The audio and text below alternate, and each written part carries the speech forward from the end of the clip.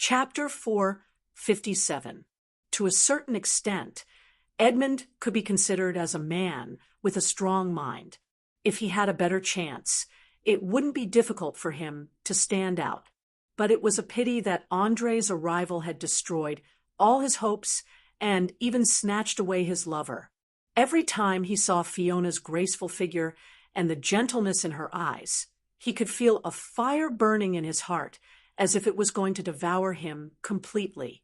After forcing himself through the coconut forest, Edmund finally arrived at a cave on the west side of the sea.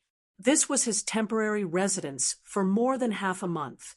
He carefully looked around and made sure that no one was following him before he quickly went in and sat on a relatively dry rock. With a crazed look, he said to the few rotten corpses beside him, "Hey, guys, I'm back.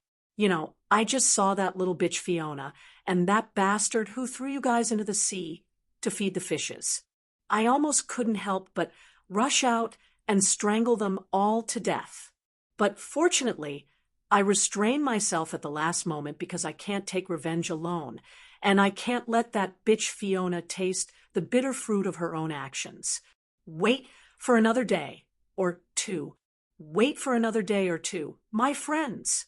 When the time comes, I'll bring the pirates and kill them and rape Fiona in front of that gigolo until she dies.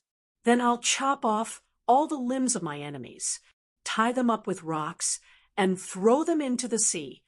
After roaring out the last few words, Edmund suddenly laughed like a madman. He bent down and opened his yellowed teeth and began to gnaw on the rotten corpses. As he chewed and swallowed, he muttered neurotically, "Power. I need power. Great power. Give me all your power. Then I can take revenge." With a creepy whisper echoing in the cave, coupled with the horrifying scene, anyone with a normal mind would vomit uncontrollably. It must be known that cannibalism was something that was unacceptable in any world, even in the barbaric and backward Oleal continent. Once it was discovered in many places, it would immediately be burned at the stake. Even the most vicious of bandits would not dare to offend it lightly, or else they would be greeted by the knights of the various major churches. There were no good or neutral gods who could tolerate this. Even most of the evil gods openly expressed their opposition to cannibalism. Only crazy demon worshippers would do such a thing. There was no doubt that Edmund had stepped onto a path of no return.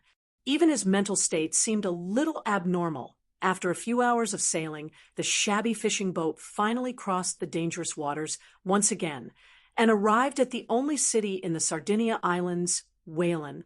Mabel couldn't remember how many times she had come to the city of sin, but she had never been as excited as she was today. This was because he was no longer selling cheap fish, but expensive high-quality weapons and armor. More than half a month ago, she was still a small person who worked hard to survive. Every month, she would wake up early and work late to buy necessities.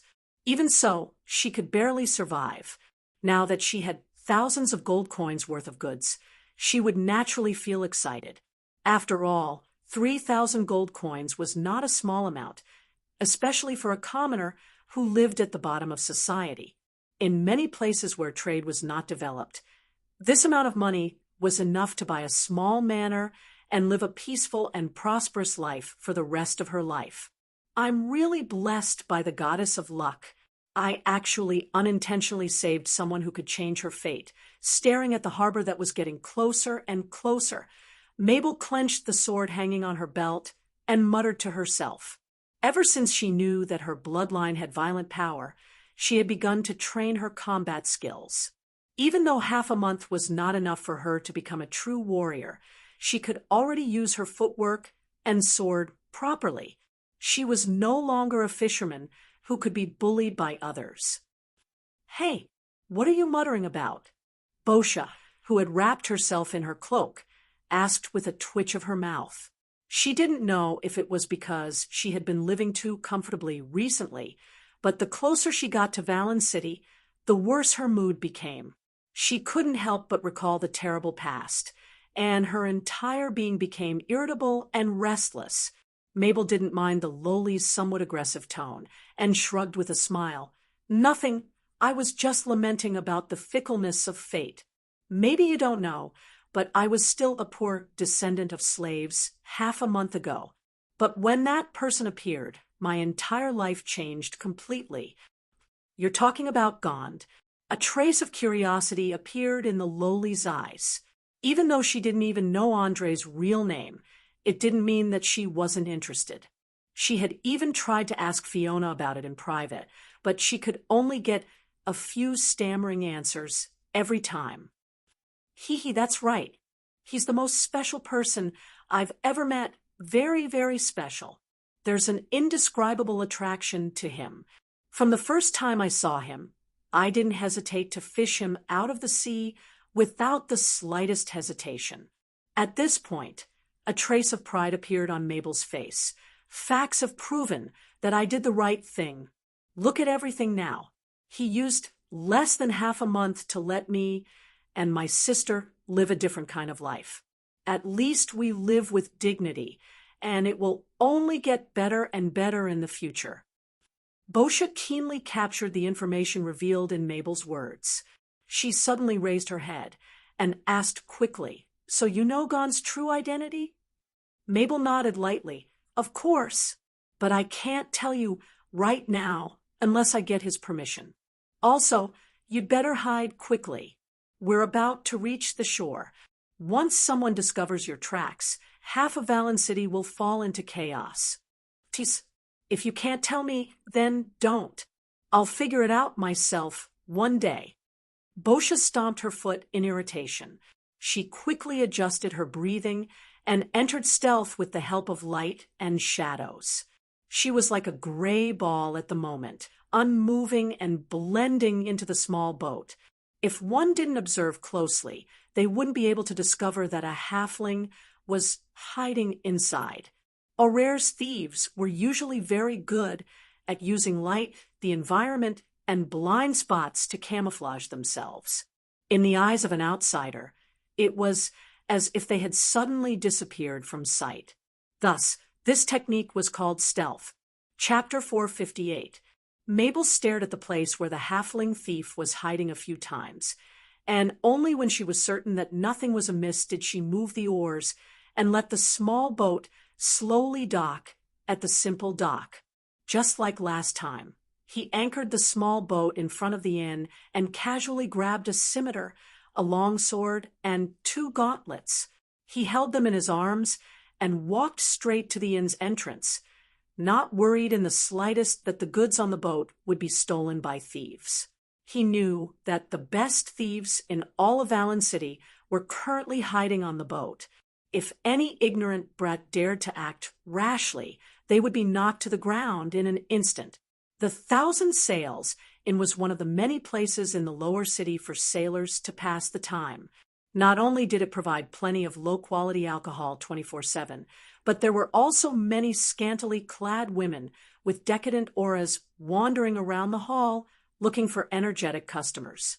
Once they had negotiated a price, they would have sex in the simple and crude room at the back. It could be said that there was no difference between day and night here, nor was there any so-called rest. Every person who walked in would uncontrollably indulge in alcohol, tobacco, and women. There were even a few who would try out more exciting activities such as fighting beasts or eating powerful hallucinogens refined with magic. After all, pirates were a group of people who didn't know tomorrow after today. Who knew if they would suddenly die? It could be an intense naval battle, a terrifying disease, or a terrifying storm. Anyway, the sea was so dangerous, and there were countless situations that could kill them. How could they not properly relax after every robbery? Driven by such thoughts, almost all pirates would wantonly squander the wealth they had plundered when they reached the shore. Only a few with a clear head knew how to accumulate wealth, and when they had earned enough, they would find an opportunity to leave and enjoy the rest of their lives. Mabel, who had seen this chaotic scene more than once, furrowed her brows and carefully avoided the drunken drunkards. At the same time, she had to politely decline the prostitutes who came up to hit on her. With great difficulty, she squeezed her way to the front of the bar and sat down. She lowered her voice and said to the burly man beside her, "Boss Garrick, I have a batch of weapons and armor that I want to sell. Would you be interested?" Weapons and armor? Iron Fist Garrick, who was a little tipsy, turned his head and looked at the young man from head to toe. Soon, he showed a hint of surprise. "Oh, damn it. Mabel, you've changed a lot. Look at your clothes. If it wasn't for the fact that you came to sell your fish half a month ago, I wouldn't have recognized you. What's the matter? Have you changed your business to weapons?" Hearing these words, Mabel smiled bitterly and shook her head. "No, I just know a very powerful blacksmith and helped him sell some weapons and armor made from steel. Please take a look. Here are some samples." As he spoke, he quietly passed the long sword, scimitar, and gauntlet to the bartender. Then, he ordered a large glass of ale from the bartender and sipped it slowly. As someone who had some understanding of the underground powers of Valen City, Mabel was very clear that if something like a weapon was sold without the permission of the head of the Underground Guild, there would only be two outcomes. One was to be mysteriously robbed, and the other was to be murdered. There was no third option. It was very clear that as of now, the only person she knew who had contact with the Underground Guild was this brawny man in front of her. Garrick didn't pay attention to the noise in the hall and directly pulled out half of the longsword. He was instantly attracted by the cold blade and the gleaming blade. He touched it lightly with his finger and tested its sharpness on the edge of the bar counter. Soon, an expression of disbelief appeared on his face. "My God, this is the best, sharpest longsword I've ever seen. Tell me quickly, how many do you have?" 30 longswords, 30 scimitars, 10 pairs of gauntlets, and some helmets, shin plates, and other defensive equipment. Mabel replied quietly. "So many? What's the price?" Even though he looked like a brawny and simple-minded brawny man, Garrick wasn't stupid at all. On the contrary, he had a craftiness that didn't match his appearance. Otherwise, he wouldn't have been able to climb to the position of head. One had to know that Valen City was filled with all sorts of schemes and plots. If one only had brute strength, then they could only become a hired thug or bodyguard. If one wanted to climb up the ranks, then they needed to have the intelligence to match their strength. Otherwise, they wouldn't even know when they would be stabbed. Without a doubt, Garrick could see the value of these weapons at a glance, so he planned to take them all in one go.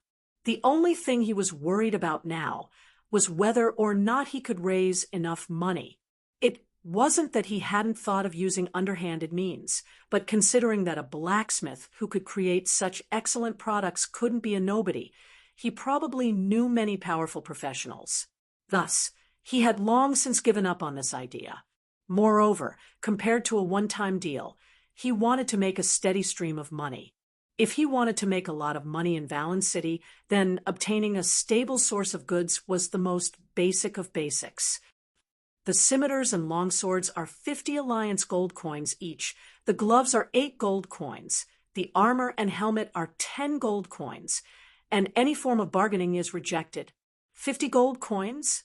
Oh my God, you're robbing me. The finished longswords from other places are only 25 gold coins each, and yours are twice as expensive. Garrick pretended to be angry as he roared in a low voice.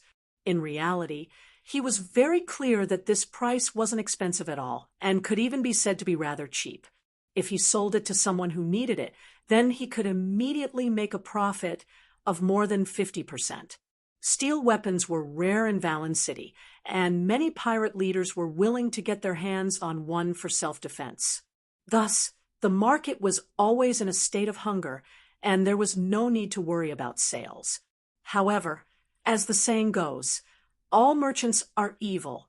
Suppressing the price was a necessary skill for all buyers, not to mention that Garrick was the leader of a gang. It was already good enough that he didn't threaten them. Unfortunately, Mabel was no longer the timid fisherman she used to be. She retorted fearlessly, "Boss, I believe you understand the difference between steel and iron products, so I won't waste any more words. Seeing that you've helped me before, I only want to ask you one thing. Do you want these goods or not? If you don't want them, then I'll have to contact other buyers." Garrick's expression instantly turned ugly when he heard these words. He hadn't expected that the normally submissive youth would be so calm today, not at all afraid of him, and even dare to speak to him in such a tone. It was simply inconceivable to the extreme. Chapter 459. Valen City was a city jointly controlled by the underground guilds and pirates. No one knew what kind of agreement they had signed in private, but the first pirate king had completely delegated the authority to 10 daring smugglers. He had also promised that as long as they could pay a certain amount of taxes and provide the necessary resources, the entire city would be under their control. After countless years of development, the first 10 smugglers had gradually taken root here and developed into a powerful underground gang. Today, there were only 6 left, each controlling the city's food, weapons, armor, spices, and cloth trade. It could even be said that they had a tight grip on the economic lifeline of the Sardinia Islands. Most of the pirates were like a bunch of idiots, always handing over the things they had stolen to the gangs to deal with while they took the money and enjoyed themselves at the entertainment venues set up by the other party. They would only go out to sea to rob again after spending the last copper on them. It was obvious that their wealth had all flowed into the pockets of the underground guilds. Only a few of the upper echelons of the pirates knew how to accumulate a portion of their wealth for a rainy day. If it weren't for the fact that the successive pirate kings had incredible control over the leaders of the guilds and could mobilize all the resources with a single order, the outside world might have already begun to speculate that the island had silently changed rulers. It was obvious that Garrick was a small leader under the 6 major guilds. He was mainly responsible for protecting the shops around the 1,000 Sails in from being harassed by drunkards and hoodlums. At the same time, he had to ensure that the taxes were paid on time every month. As for the extra money and protection fees, they belonged to him. From a certain perspective, this could be considered a contracted operation.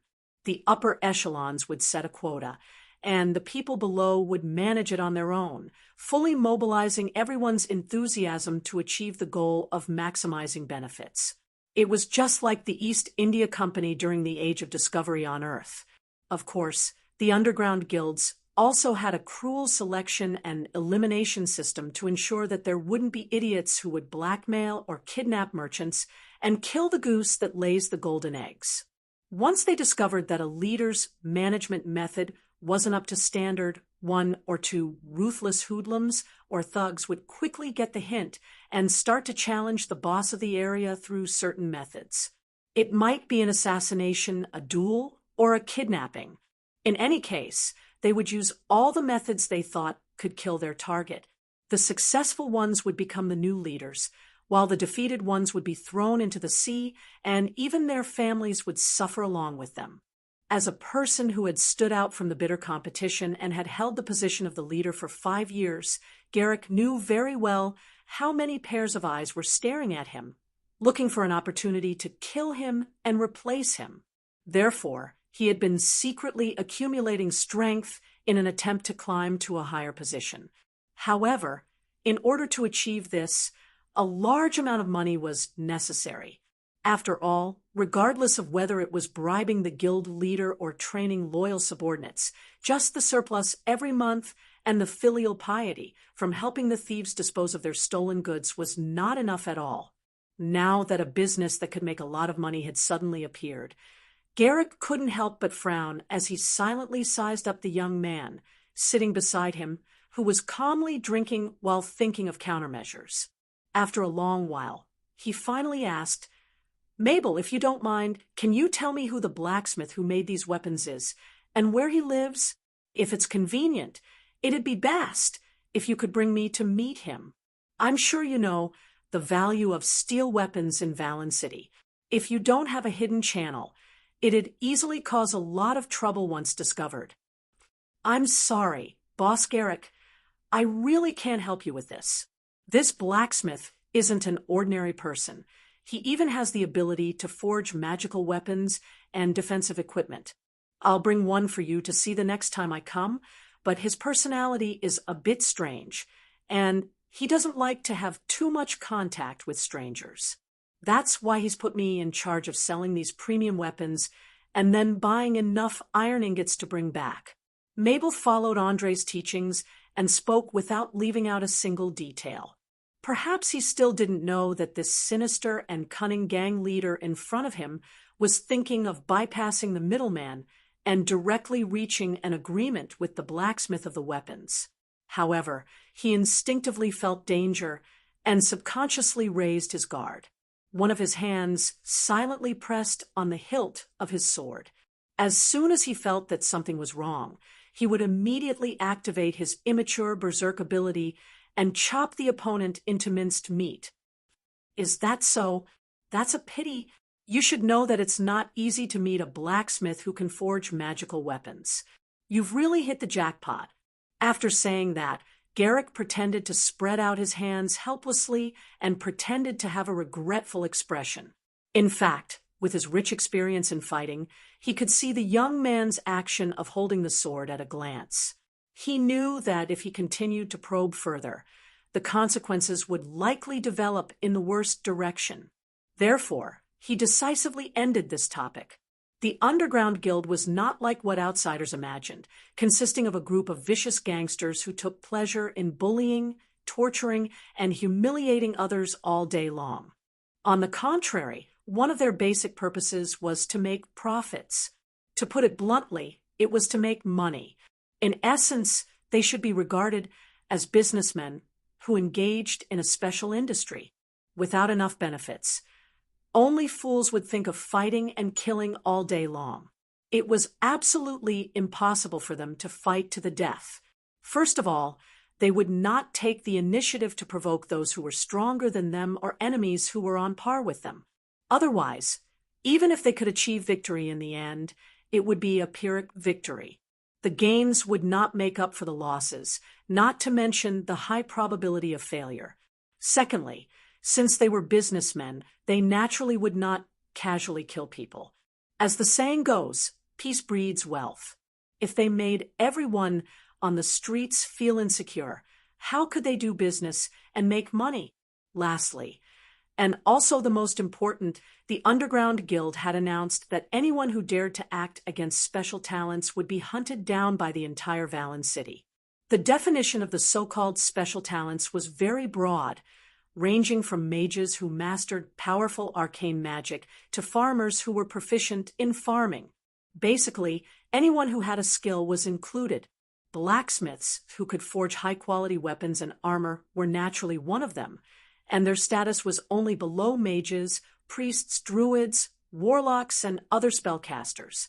Without a doubt, the Underground Guild that ruled Valen City was not as stupid as the rumors said, purposely causing the entire city to fall into chaos.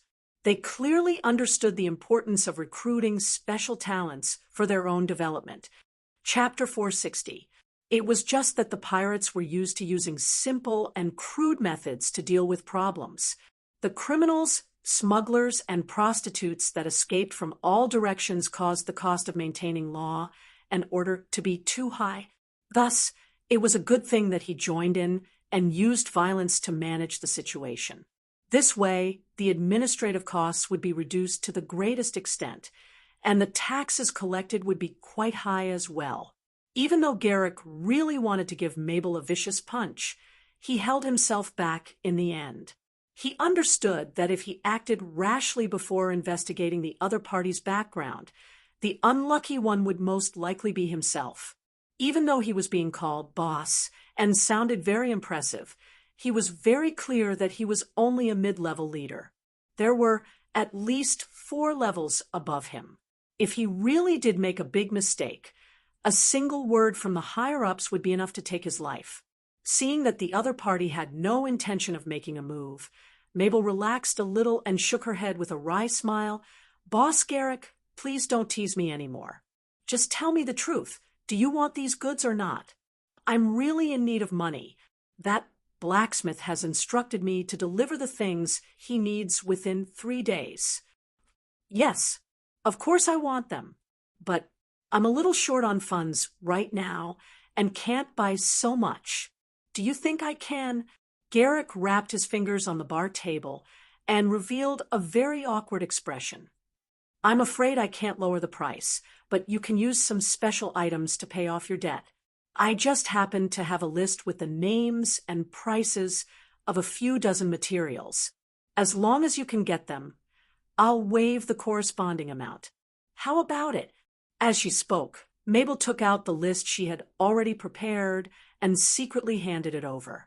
He didn't expect Garrick to be able to get his hands on a few items, but wanted to use the other party's information network to find out who in Valen City had these items.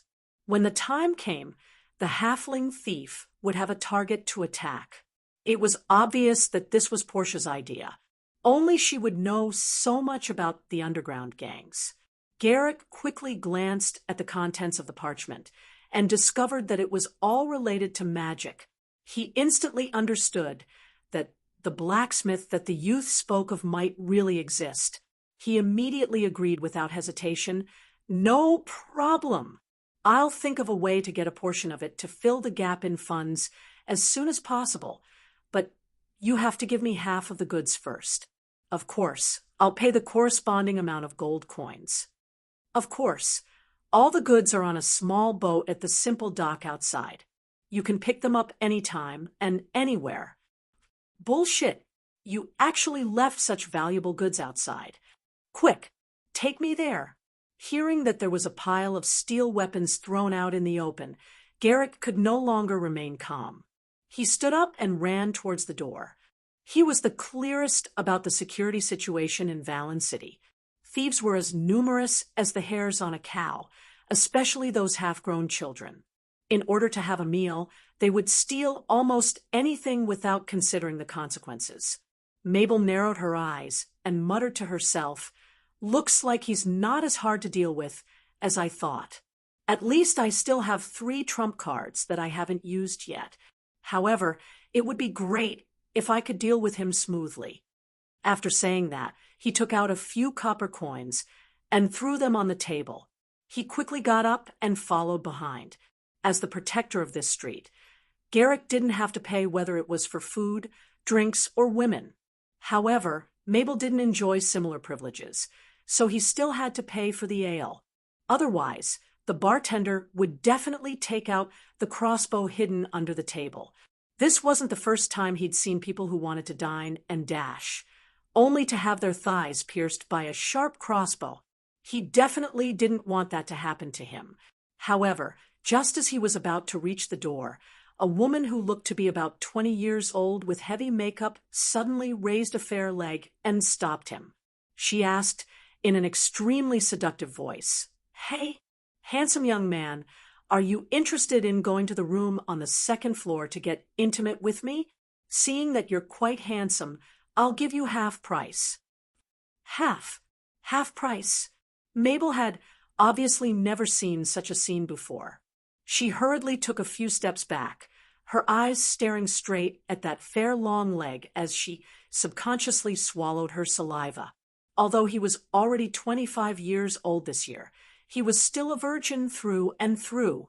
In the past, he was always dressed in tattered clothes, so no prostitutes would pay attention to such a poor man. However, it was different now.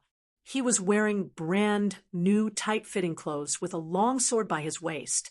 He also had a pair of leather boots inlaid with metal on his feet. Coupled with his heroic square face, he looked 100 times better than those drunken pirates who emitted a strong stench from head to toe. "Wow, you're actually so shy that your face is red. I like introverted and conservative men. Come on, you only need to pay 5 silver coins, and you can enjoy the treatment of an emperor. If you have enough stamina, it wouldn't be a problem to play for an entire night. The woman laughed and teased as she used the tip of her foot to tease the important parts of the young man's lower body. She even purposely pulled down her coconut shell cup, revealing a large expanse of snowy white beauty. It had to be said that she was indeed very well endowed. She didn't have the sagging, yellowish skin, black eye bags, or yellowish teeth like other prostitutes. Her young body was brimming with health and vitality, especially her two slender and powerful thighs. Quite a few experienced courtesans on the first floor drooled over them, secretly imagining how much fun they could bring to the intense bed activity. Add to that her pretty face, and she could be considered a beauty in the entire Valen city. Mabel only felt her mouth go dry as every cell in her body entered a state of excitement. If it wasn't for the last bit of rationality in her brain reminding her that this was Valen City, and that everyone from white-haired old men to 7 or 8-year-old children could be villains who killed without batting an eyelid, she would have already pounced on him. The young prostitute noticed the changes in the young man's body, and the corners of her mouth curled up slightly. She drew circles on her chest with her finger as she lowered her voice, and whispered in his ear, "Remember, you absolutely have to find me in the 3rd room from the 2nd floor. I have a plan to share with you, a plan to get rid of Garrick." After she finished speaking, a meaningful light flashed in her eyes. She swayed her plump and round buttocks, giggling as she slapped away the perverted hands that wanted to take advantage of her. She quickly went up the stairs to the 2nd floor. Mabel immediately woke up as the other party completely disappeared from her sight. She couldn't help but shiver as beads of sweat quickly appeared on her forehead. Chapter 461. The woman's last sentence was so explicit that anyone who wasn't an idiot could understand it clearly, especially the killing intent she displayed in that short moment. It was enough to prove that her hands were stained with the blood of many people. Without a doubt, she wasn't a prostitute, but an ambitious schemer who schemed to replace him.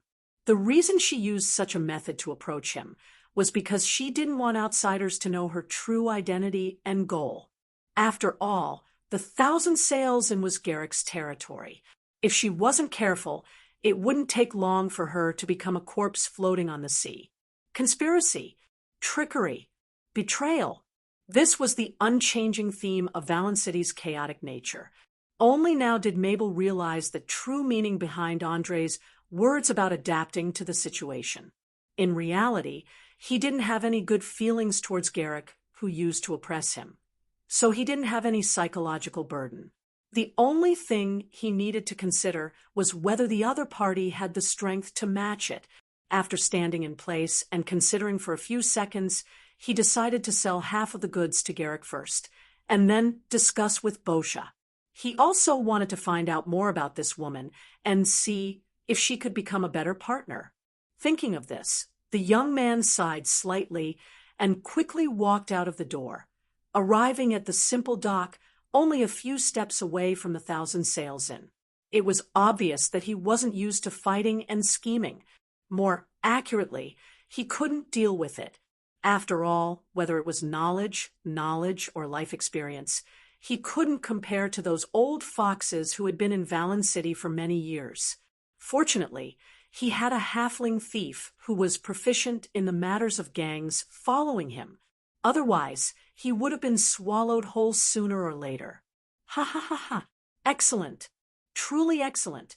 All of them are high-quality weapons made of steel, and they were forged using a special method. Hardness, toughness, and the beautiful patterns on the edges. They're like works of art. I'm sure many pirate leaders would be willing to pay a high price to buy them for self-defense. Completely unaware of what had just happened, Garrick was standing in the small boat, inspecting the quality of the swords one by one. His mouth was constantly letting out exclamations of surprise, and the greed in his eyes could be clearly felt even from a distance of more than 10 meters. It's good that you're satisfied. Please pay 1,500 gold coins now, and you can take half of the goods. Mabel stepped on the creaking wooden planks and walked unhurriedly to the side of the small boat. He wasn't worried at all about the muscular man in front of him going back on his word. This was because Bosha, who was in stealth, was already prepared for battle. She could instantly use her special skill, backstab, with her enchanted dagger, to pierce the back of the opponent's head. The so-called backstab was actually a technique that was hidden in the dark and suddenly launched a fatal attack. It had to meet two conditions. First of all, the attacker had to ensure that they were not discovered in advance. Secondly, they had to approach the target from behind and not be detected by the enemy before they hit. Lastly, and most importantly, the attacker had to have sufficient understanding of the human body to know which parts were fatal and which parts could cripple the target after being hit. Generally speaking, only thief-related professions had the knowledge and skills to match it. Ordinary people would probably be discovered before they could even get close to it. Portia was clearly an expert in stealth. At this moment, she was hiding behind a wooden barrel that was less than 2 meters away from her target. Be it her breathing, heartbeat, or body temperature, all of them were controlled to perfection. She looked like an unremarkable pile of goods, not moving at all. Even though her main job was to steal expensive gold, silver, and jewelry, she would occasionally kill a few people who had committed heinous crimes. Her assassination skills weren't low at all, at least much better than Mabel's. Garrick didn't know that there was a huge, busty lowly hiding behind him, who could take his life at any time. He nodded with a big smile. "No problem. Here, these are 15 gold notes from the Willie Merchant Association. Each one is worth 100 gold coins. Not only can you withdraw them, you can also spend them in any store in the city. Check them." Like most cities in the South, most transactions in Valen City were paid with bills of exchange piled up by reputation. Perhaps it was because there were too many thieves, robbers, and scoundrels, but anyone with money here liked to exchange their money for bills with special markings and code words. On one hand, it was easy to carry around. It could be hidden anywhere on the body, such as the soles of shoes, underwear, or hair. Some people would even cut open their own flesh and stuff the bills of exchange in, then sew them back together with a needle and thread. On the other hand, the bills of exchange in Valen City were different from other places. They provided a special service that only the owner could withdraw. Just this point alone ensured that others wouldn't be able to withdraw cash even if they managed to steal it, greatly guaranteeing the safety of one's assets. However, the bills of exchange Garrick provided didn't fall into this category. Although Mabel had never seen these high-level financial products before, she had at least heard of the rumors. She carefully inspected the giant snake seal at the bottom right corner, which seemed to be slowly crawling, and inwardly let out a sigh of relief. It was a seal stamped with a special ink that would change color according to the angle of the light, creating a strange visual deception. From afar, it looked like a snake had come to life. This was the greatest secret of the Willie Merchant Association. No other organization or individual in Valen City had the ability to replicate it.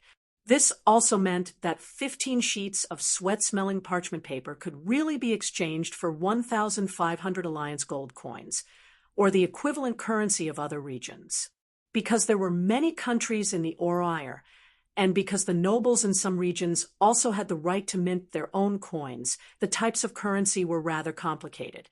Add to that the fact that there were metal smelting techniques and the purity and craftsmanship of the coins were uneven. It was very troublesome to convert them. If one wasn't a professional currency changer, they would probably never be able to figure out the tricks within. Fortunately, every region had one or two economically developed countries. The gold and silver coins they produced would become the reference for the exchange in that region.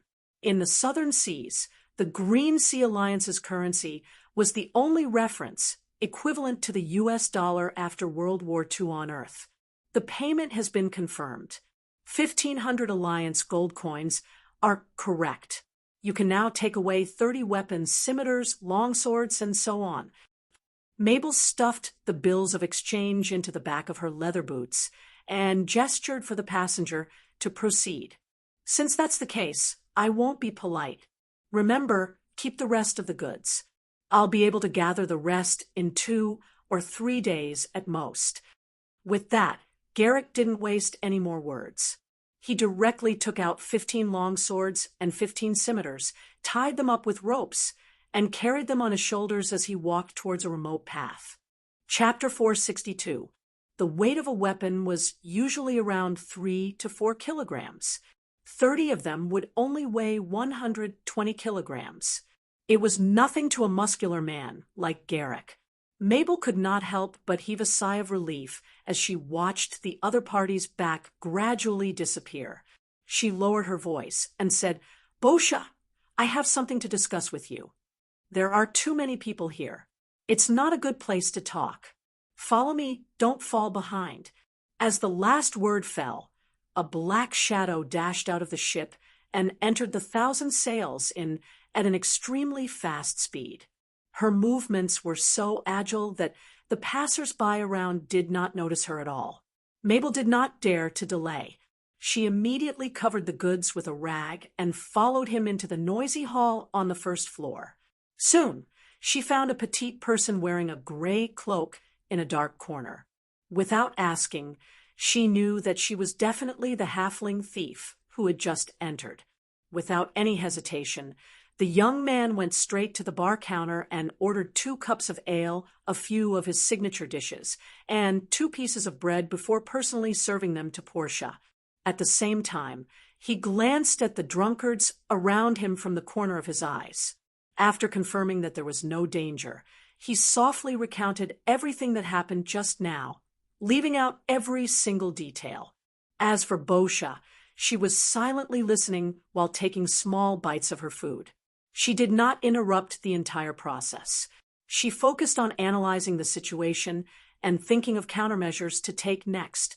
A few minutes later, the food on the table was cleaned up, leaving only the leftover soup on the plate and 2 large cups of fragrant ale. Perhaps it was because of the remote location, but the waitress shuttling through the crowd did not notice that there were several empty plates that needed to be cleaned up. She also did not notice the strange atmosphere between the two. There was no helping it. There were just too many people in the hall on the first floor of the 1,000 sails, especially those pirates who were already very hot-tempered. Once they were drunk, it was simply a big problem.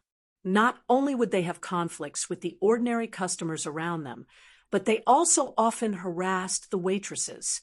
It was fine if they took advantage of them verbally, but some of them even unscrupulously put their hands under the waitresses' skirts and groped them, or openly attacked their breasts. As a result, the waitresses had developed agile skills, and they would never stop when passing through the crowd. Seeing a girl with a face full of freckles and wearing a white apron flash past her, a smile appeared on Mabel's face.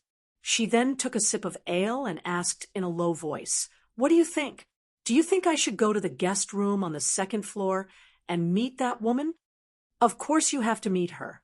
If I'm not wrong, the woman who deliberately seduced you is the famous charm witch of the lower city district, Maris.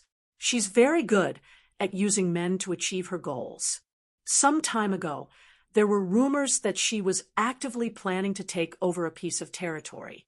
Judging from her performance today, it seemed like she had set her sights on Garrick. Be careful, this woman is not simple.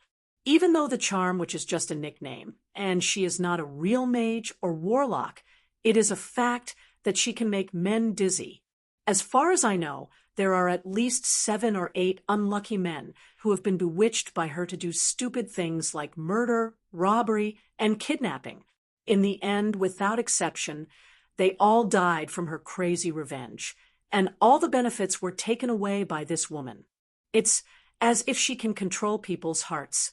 Of course, if she really has the ability to take over all the territories after Garrick's death, it's not bad for us to help her. After all, if we want to survive, develop, and get what we want in this city, we can't avoid dealing with the underground guilds. Instead of finding someone we're not familiar with to work with, it's better to personally nurture one.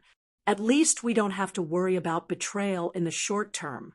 Portia sipped the ale in her cup as she explained the intricate relationships in the lower city district. She was like a completely different person.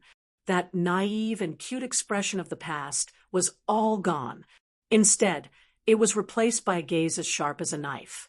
Even though she was petite, her aggressiveness was not bad at all. In particular, she repeatedly emphasized how dangerous the charm which Maris was.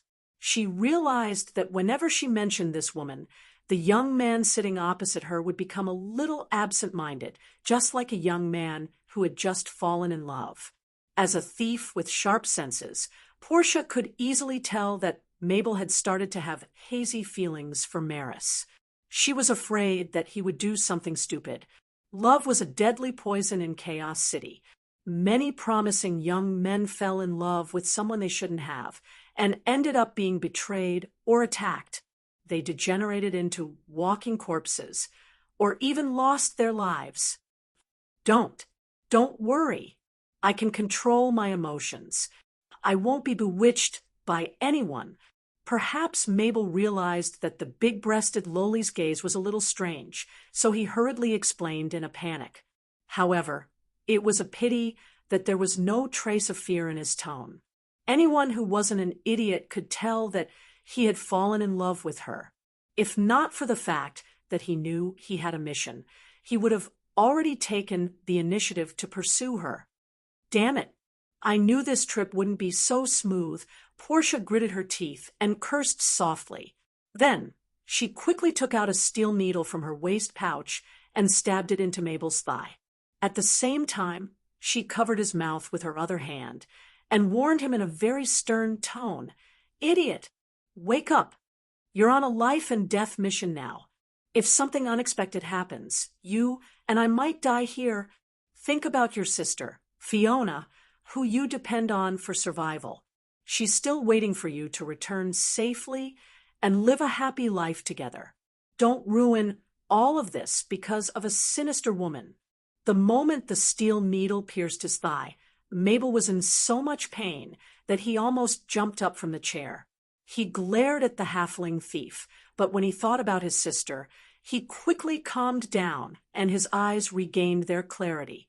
He took a deep breath, removed the small hand covering his mouth, and nodded lightly. Thank you for your advice. I think my mind is clear now. At least I won't be led by the nose by the other party. Very good. Looks like you're not so stupid that you can't be saved. Now go to the second floor and meet with that woman. I'll cover you from the outside. If you need help, try to make as much noise as possible. I can rush in from the window at any time. After saying this, Portia took out a piece of leather and gently wiped the bloodstains on the steel needle. Then, she used the dim light in the hall to enter stealth mode and quietly left the inn. Just like when she entered, she didn't attract anyone's attention. Chapter 463. Sigh, I'm really starting to hate Valen City more and more. Alcohol, women, and the twisted and chaotic atmosphere of pleasure. If I continue to stay here, I'm afraid I'll unknowingly lose myself. It's better to settle everything as soon as possible and return to Sea Turtle Island. Mabel rubbed her thigh where she had been stabbed as she smiled wryly to herself. She stood up after a short while and walked straight to the stairs. Actually, the faint feelings he had for Maris were only a normal male's impulsiveness after encountering a beautiful female.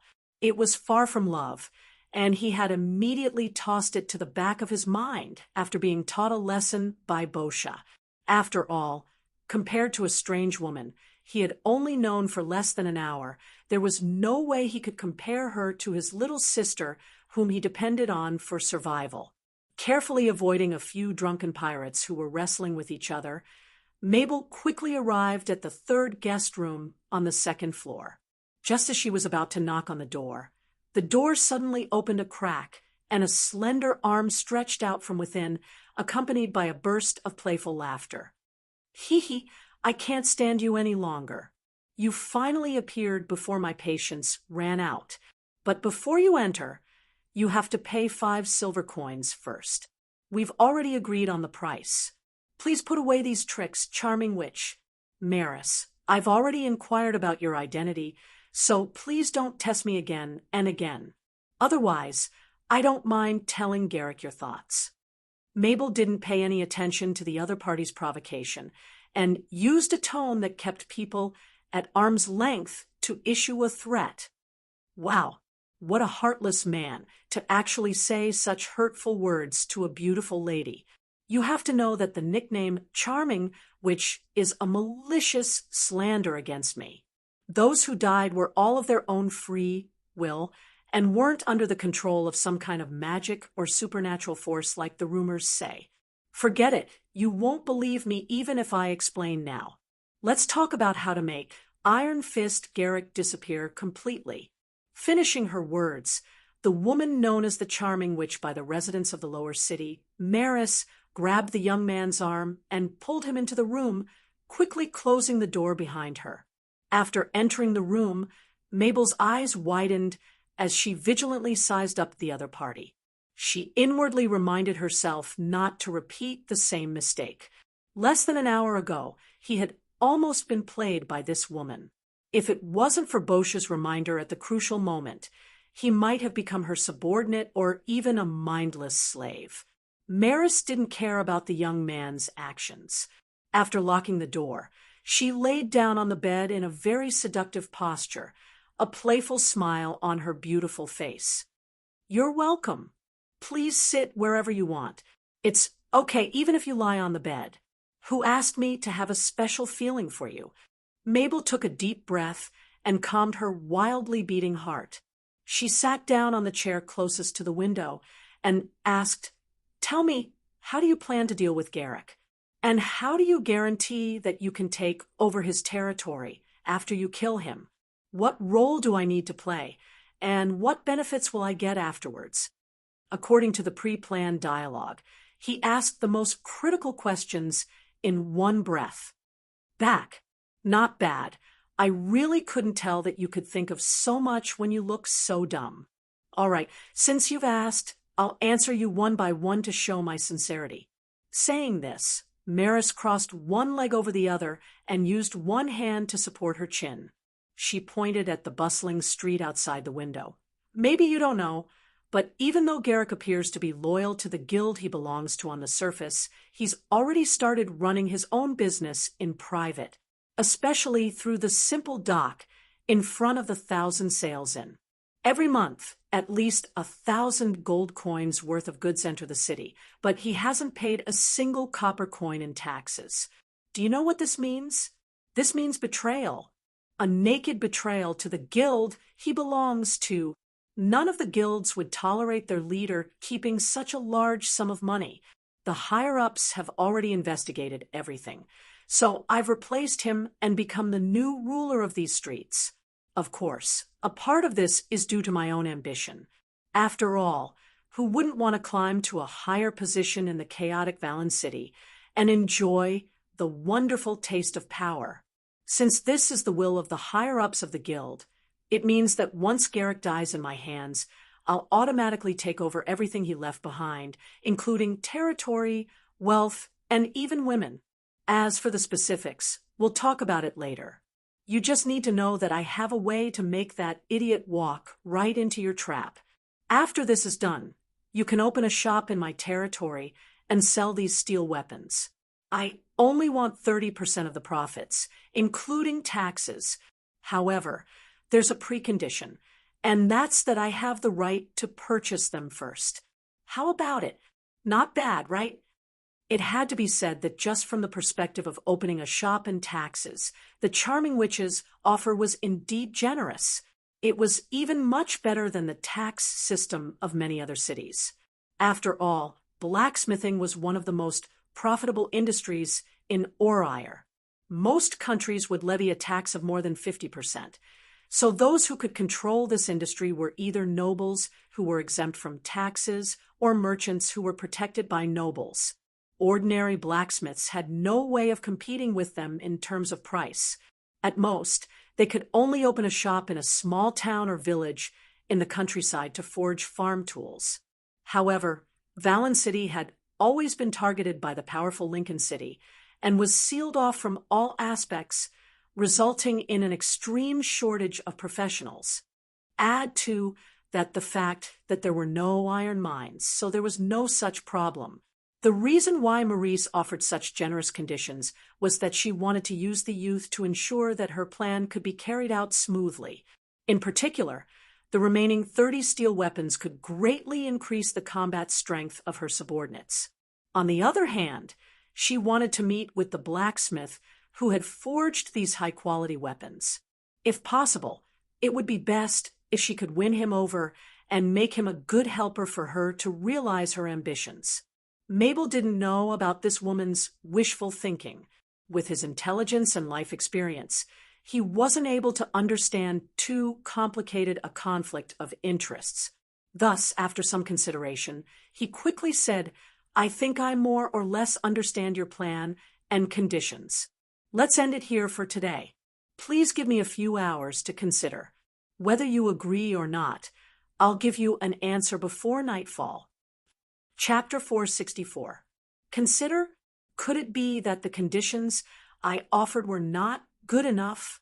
Or do you have other plans, such as betraying me to gain more benefits? Maurice sat up from the bed as she spoke.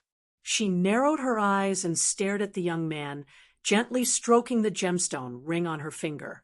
Although her tone was still as seductive as ever, it gave off an extremely dangerous feeling. It was as if a female spider that had spread her web and was about to hunt had finally revealed her ferocious side. Murderous intent. Although Mabel was only a sturdy fisherman in the past, the sixth sense she had honed in the sea to avoid danger instantly came into play. She immediately drew the long sword at her waist and asked in a low voice, "What are you trying to do?" "What am I trying to do? Of course, I'm trying to eliminate hidden dangers. I hate betrayal, and I hate it even more when people treat me like I'm an idiot. You either give me a definite answer now, or it will be the same as announcing the start of the battle. I'll give you one last hint. Don't underestimate a woman's combat skills." Maurice disappeared from her spot as soon as she finished speaking. The next second, she appeared behind the young man. A pair of metal claws had appeared on her right hand at some point in time. She gently pressed the claws against the skin on the young man's neck. Drops of blood slowly dripped down along the cold, sharp blade. The entire process was clean and efficient, leaving no room for evasion. However, Mabel wasn't alone. Portia, who had been waiting outside the window for a long time, saw that the situation was critical. She immediately used her cloak as a shield and broke through the window, arriving in front of the young man in the blink of an eye. She held a sharp magical dagger in her hand, the thief's friend. She immediately cut off the other party's metal claws. Then, with the advantage of her petite body, she kicked the young man behind the knee and knocked him to the ground. She fiercely warned, "Don't move if you're smart. Otherwise, I don't mind cutting a hole in your neck." "Ha ha ha ha. I knew it. I knew you would show up." The king of thieves, Portia, Maurice, who was pressed to the ground, didn't show any fear. Instead, she laughed wildly, as if the dagger on her neck didn't exist. "Shut up, you damn charm witch. I knew this conversation wouldn't be anything good." Portia slapped Maurice's face and cursed with gritted teeth. Obviously, she'd already realized that everything from before was just bait, and her goal was to force him to show himself so that she could figure out his strength.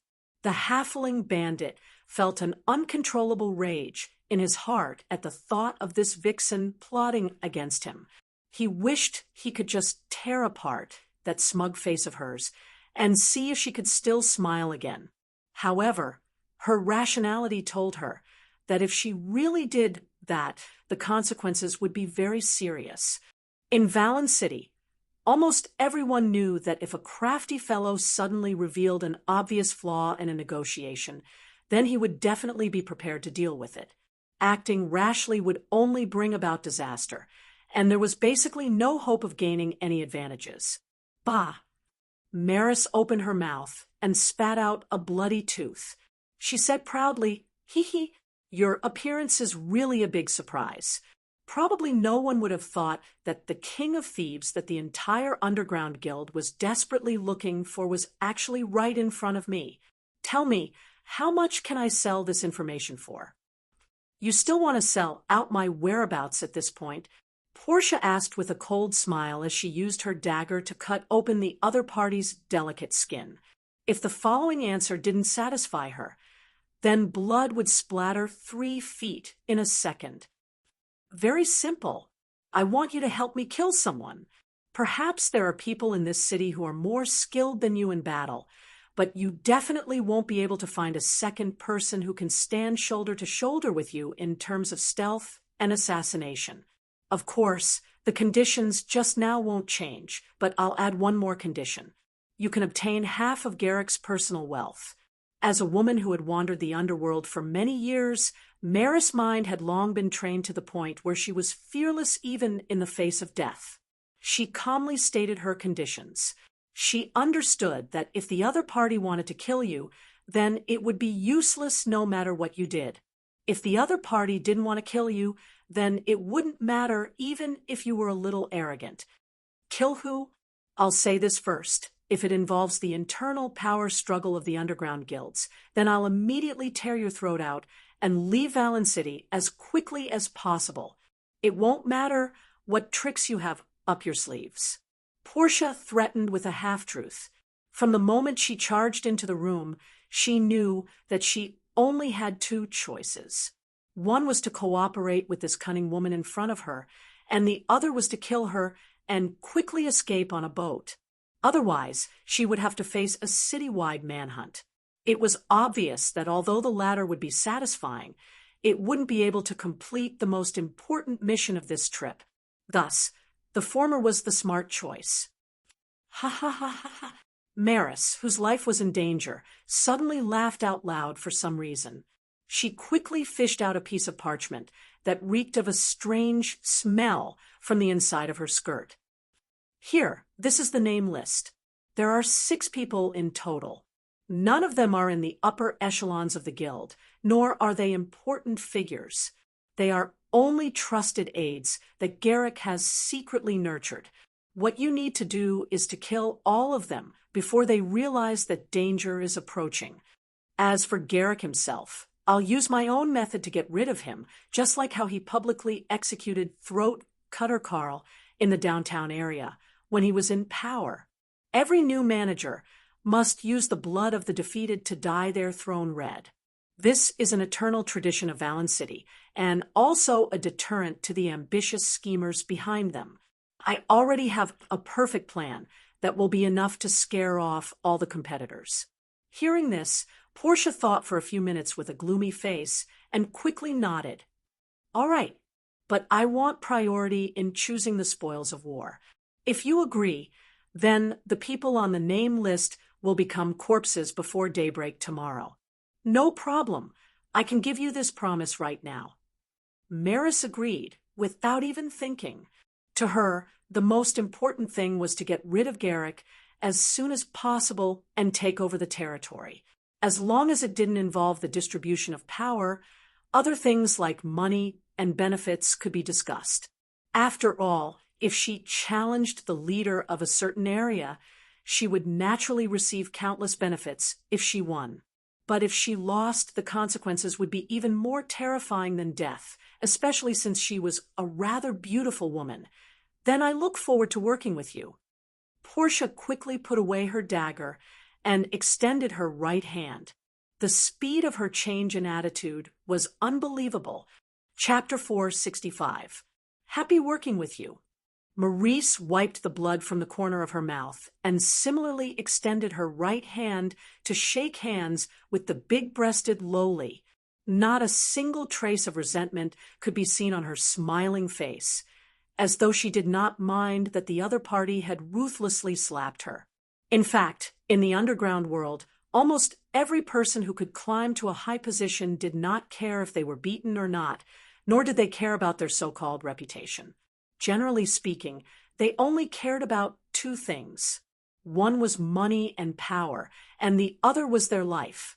The more money they had, the more loyal and devoted subordinates they could nurture and make them work for them. Moreover, they could also obtain unimaginable power at the same time. Life was the most basic of the basics. Without life, how could one savor an exciting life, enjoy the pleasure of controlling the fate of others, taste delicious food, fine wine, and play with beautiful members of the opposite sex? In short, as long as these two bottom lines were not violated, it was possible to make peace even with enemies who had killed one's father. The two women in the underground world reached an agreement at lightning speed and formed a close alliance. The entire process only took 2 minutes from the beginning to the end. It was completely impossible to tell that they had wanted to get rid of each other before this. As for the rookie Mabel, she did not understand what had happened at all. She stood foolishly on the spot, staring at everything with her eyes wide open. Her face was filled with doubt and incomprehension. With her level of intelligence and knowledge, she was far from being able to understand the stakes involved. She was still puzzled as to why the two people who had been fighting to the death a moment ago could smile and hug each other after 1 or 2 minutes. However, Boscia was too lazy to explain further. She did not even say a word and directly left the youth in the room. She jumped out of the window and jogged along the roof, quickly disappearing without a trace. "Hee, see you later, silly little brother. I hope we can continue this business of 5 silver coins in the future." Maris smiled as she teased Mabel. She then turned around and left the room, leaving Mabel alone in the messy room. Now that the sky outside was gradually darkening, the noisy night was about to descend. She had to set everything up as soon as possible, and it had to be done before the other party noticed anything.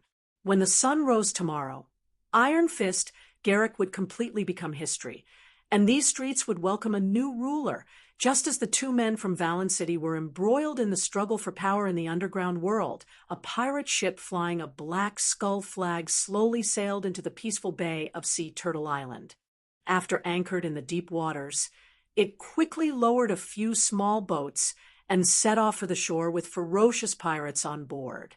The man at the head of the group was an expressionless man wearing exquisite magic leather armor. His hands were crossed in front of his chest, and his chin was full of whiskers. He stood out from the crowd, both in his attire and temperament.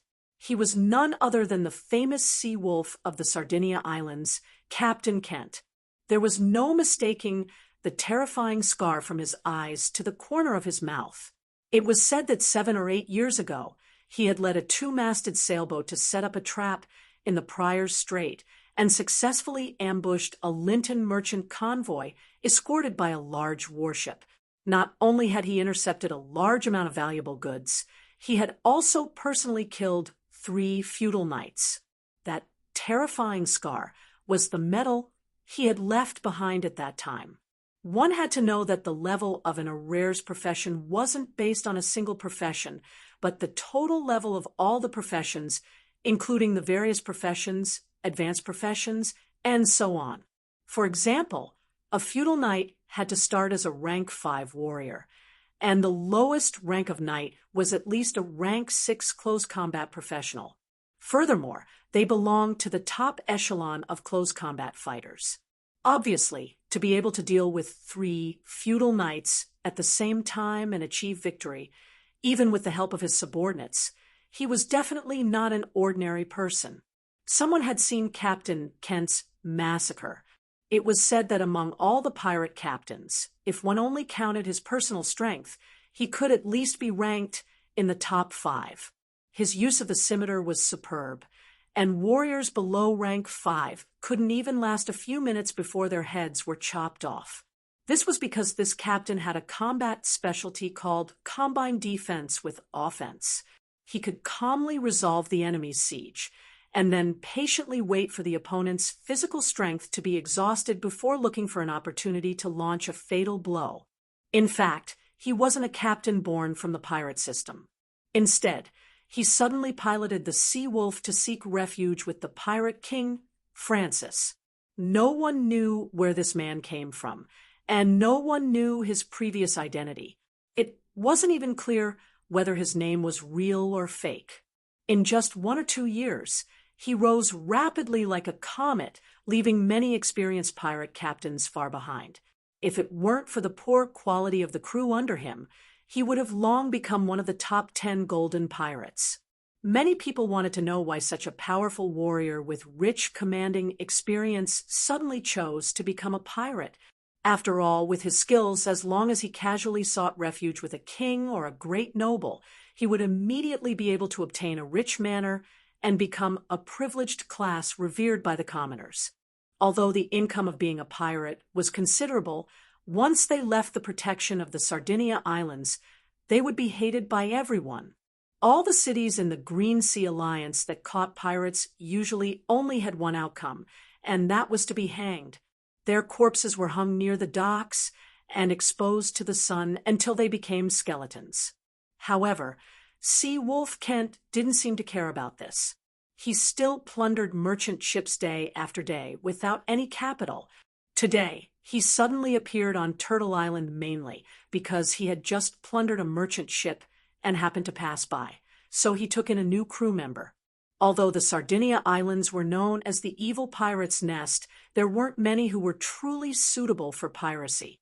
Excluding those with severe disabilities, the remaining pirates didn't exceed 8,000 people. Many captains would even fight over outstanding crew members, which showed how difficult it was to replenish the crew. Before Andre's Arcane eye and bronze cannons appeared, the battles in the southern seas were completely primitive boarding battles. Thus, the number of sailors, fighting skills, and morale determined the strength of a ship. At the same time, the battles were also very tragic. Often, dozens of people would be injured or killed at the end of a battle. If both sides were equal in strength, it wasn't rare for more than half of the sailors to die in one battle.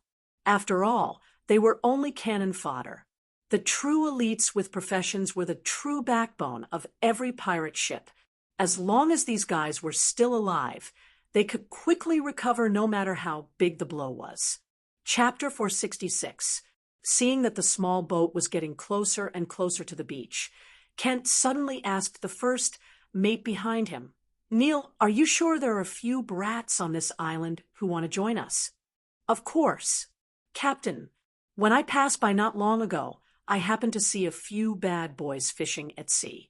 One of them called himself Edmund and said that he really wanted to become a strong pirate. I felt that the ship was understaffed recently, so I agreed to his request. Perhaps he's a bit lacking in battle, but at least he knows how to swim and has a decent physique. He should be much better after a few battles."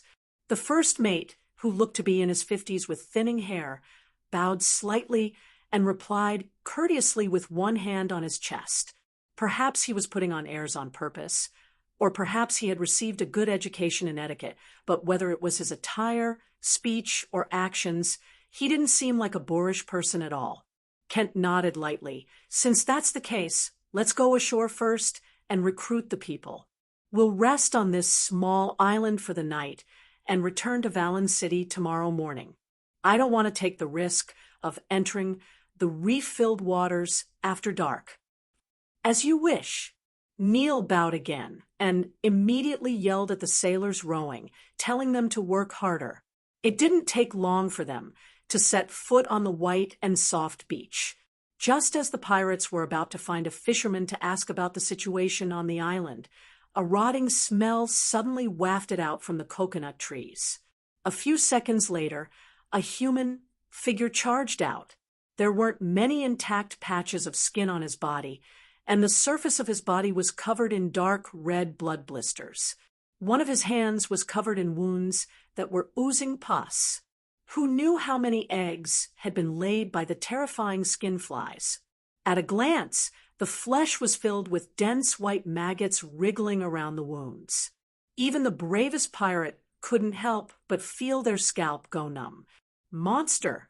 What a disgusting monster! Every pirate screamed in their hearts at the same time, even though they were a group of desperados, and some of them even treated their lives as child's play. When faced with something they couldn't understand, their reactions were even worse than ordinary people's. Even the hands holding their weapons were trembling slightly. Bastard! Stop right there. If you come any closer, don't blame me for being rude. The tall and burly bosun finally couldn't bear it any longer. He raised his heavy scimitar and roared loudly. As a person who had experienced the plague at sea, he knew better than anyone else how many terrifying viruses this person in front of him carried in his body. Perhaps as long as he got a little closer, he would be able to infect a second person, then a third, a fourth, and so on. After that, the entire ship would die of the same symptoms. Due to the extremely backward medical system, Aurere's prevention of infectious diseases was basically nil except for divine spells. If an infected person entered a densely populated city, it was likely that more than half of the city's residents would die. In the worst-case scenario, they would even turn into ghosts. This also meant that once infected, the mortality rate would definitely exceed 99%. The remaining 1% would depend on one's physique and the blessing of the goddess of luck, which was why the pirates were so afraid. The cold gleam of the blade made the strange figure stop in his tracks. His entire body trembled as he stuttered, I'm Edmund. I have important information. I want to tell Captain Kent of the Seawolf. Edmund? Oh my God! How did you become like this? Did you suffer some kind of curse? The first mate, Neil, stood up and exclaimed loudly. He couldn't believe that the young man who was quite spirited the last time they met would end up like this in less than a month. As long as one wasn't blind, one could see that this body had completely decayed. Even the divine spells of a priest might not be able to save it. Hee, ha ha ha. No. Mr. Vice Captain, I'm like this now because of a few people. They tied me and my friends up on rocks and cruelly threw us into the sea. But I was lucky. Before I drowned, I managed to break free from the ropes and secretly hid in the cave over there. Revenge. I need you to help me take revenge. Kill these bastards, especially that outsider. I want him to suffer unparalleled pain, despair from the bottom of my heart. Kill. Eat. Edmund, who was no longer in his right mind, became more and more agitated as he spoke. In the end, he fell into a berserk state like a wild beast. His eyes emitted a terrifying blood-red light, and his mouth opened slightly to reveal a mouthful of white teeth. His fingernails grew at a speed visible to the naked eye, becoming claws in a matter of seconds. They constantly emitted a rotten stench. There was no doubt that he could no longer be called a human. He was now a low-level undead creature, a ghoul. However, the so-called low-level here was for professionals. In the eyes of ordinary people, it was still a monster that was difficult to defeat. What was even more terrifying was that the mutated corpses of these humanoid creatures could release terrifying plagues and viruses in battle. Any unlucky person who was scratched or bitten by them would have a high chance of being infected with something called ghoul fever. This thing would lie dormant in the body for a day and would quickly erupt. The victim would often die before a priest appeared. Within 4 days of death, the corpse would become a second ghoul, continuing to attack the living. To some extent, it was like a huge source of infection. As long as it spread one after another, it would not take long for a small town to become a paradise for the undead. Many evil necromancers like to create a few ghouls and throw them into the sewers of some cities. They would attack the residents who passed by and slowly accumulate their numbers. When they finally released them all at once, the damage they could cause was simply indescribable with words. Looking at Edmund, who had completely turned into a ghoul, Kent, who had been expressionless all this while, suddenly smiled playfully.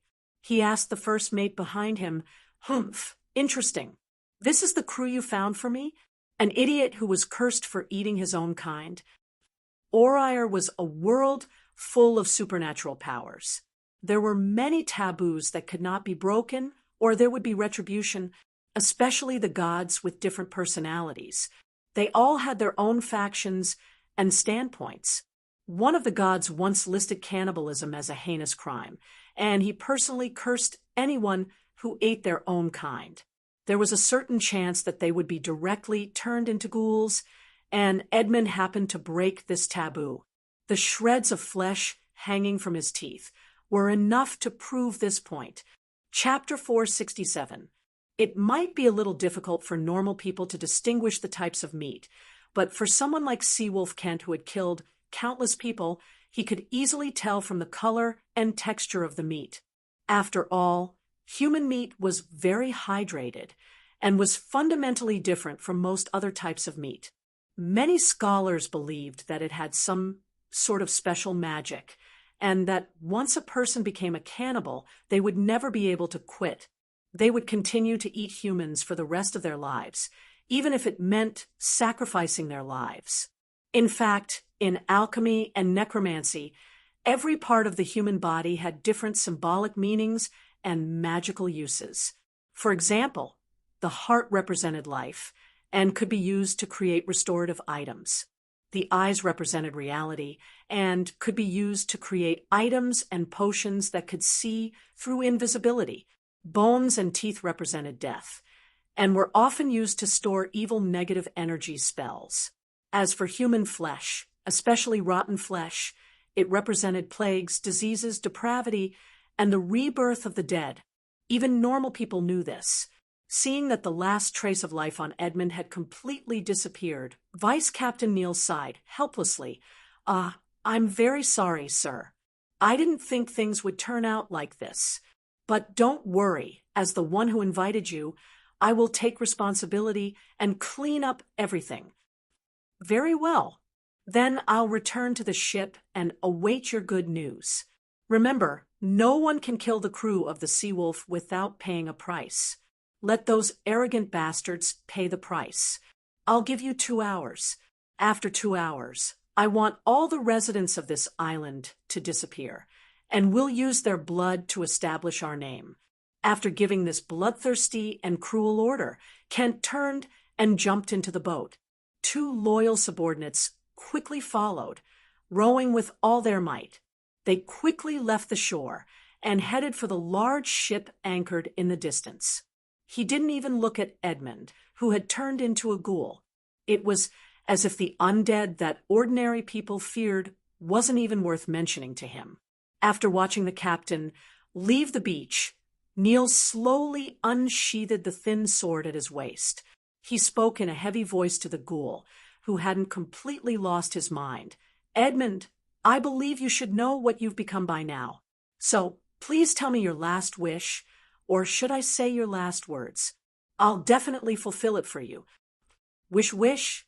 I want revenge. I'm so hungry. I want to eat. Accompanied by a maniacal growl, Edmund's eyes abruptly shot out 2 beams of ferocious light.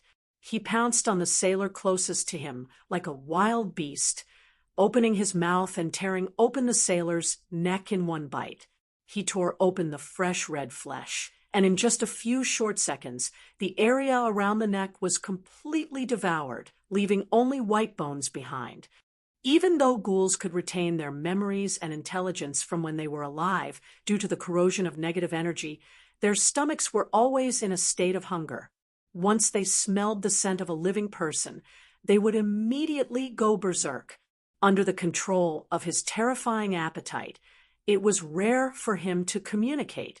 Usually, meeting meant that a battle had begun.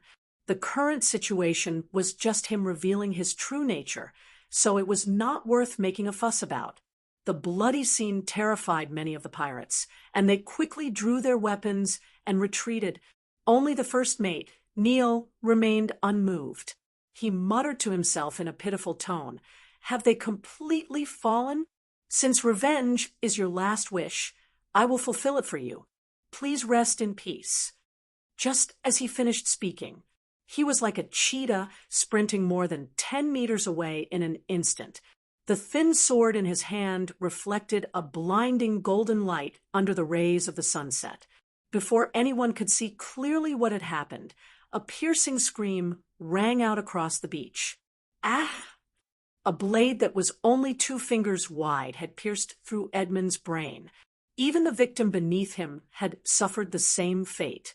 No one knew what kind of swordsmanship this old man in his 50s had used, but he had forcefully opened up 2 holes in the hardest part of a human's skull. The edges of the incisions were very smooth, as if they had been polished with a tool. Clearly, even an undead creature, like a ghoul, could not survive after losing its brain. Its 4 limbs writhed and twitched a few times before it lay motionless on the ground, completely dead. Poor fellow! May your soul be able to rest in peace in the kingdom of the gods. If not, then may you have a good place in the abyss or hell. As he wiped off the blood and brain matter on his sword, he recited the eulogy in a low voice. He was so calm that it was as if he had not just killed a dangerous undead, but was just taking a stroll after a meal. Golden sunset, green seawater, pure white beach. The old man with thinning hair faced the sea breeze as he muttered something under his breath. His straight figure and meticulous etiquette made him look like a true gentleman. Of course, this was if one ignored the 2 corpses that emitted a strong smell of blood and the brain matter on the sharp, thin sword. Such a strange scene caused the 40-plus pirates to tremble all over. They all knew that their vice-captain had a very strange temper. He would never yell, nor would he say any insulting words. However, once he made a move, he would be exceptionally ferocious. He would never give the enemy any chance to retaliate. He was the type of dangerous person who would try his best not to speak if he could make a move. A pirate plucked up his courage and carefully took 2 steps forward. With a slightly trembling voice, he asked, Vice Captain, may I ask what we are going to do next?" Neil expressionlessly sheathed his thin sword and smoothed his white hair that was messed up by the wind. The corner of his mouth raised slightly as he replied, "Of course we are going to sweep the entire island. Didn't you hear the captain's order? Kill every living person you can see. Use blood and death to establish the prestige of the sea wolf, and also fulfill Edmund's last wish. Remember, I don't care what method you use. In short, you only have an hour and a half to clean up this island. You are not allowed to leave anything behind. Otherwise, I will personally take action. I believe you should be very clear about the consequences if I take action, right?" As the last word fell, 2 rays of chilling light flashed in his eyes. His whole body emitted a terrifying aura. He did not seem like an old man at all. Instead, he seemed like an unsheathed sword that could pierce someone's heart at any time. Chapter 468. The pitiful pirates looked at each other and immediately felt as if a sharp blade had pierced into their hearts. Breathing became particularly difficult as they hurriedly nodded. Understood. I promise to complete the mission within the stipulated time." "Then what are you still doing here? Hurry up and get moving." With that, Neil waved his hand and stood in place without saying a word. He stared at the sparse wooden houses on Sea Turtle Island with a cruel and bloodthirsty expression on his face. "Vice Captain's orders. The time limit is 1.5 hours. Kill every living person on this island. Little ones. Charge. Ow, ow, ow. Kill. Kill. Kill. Ha ha ha ha.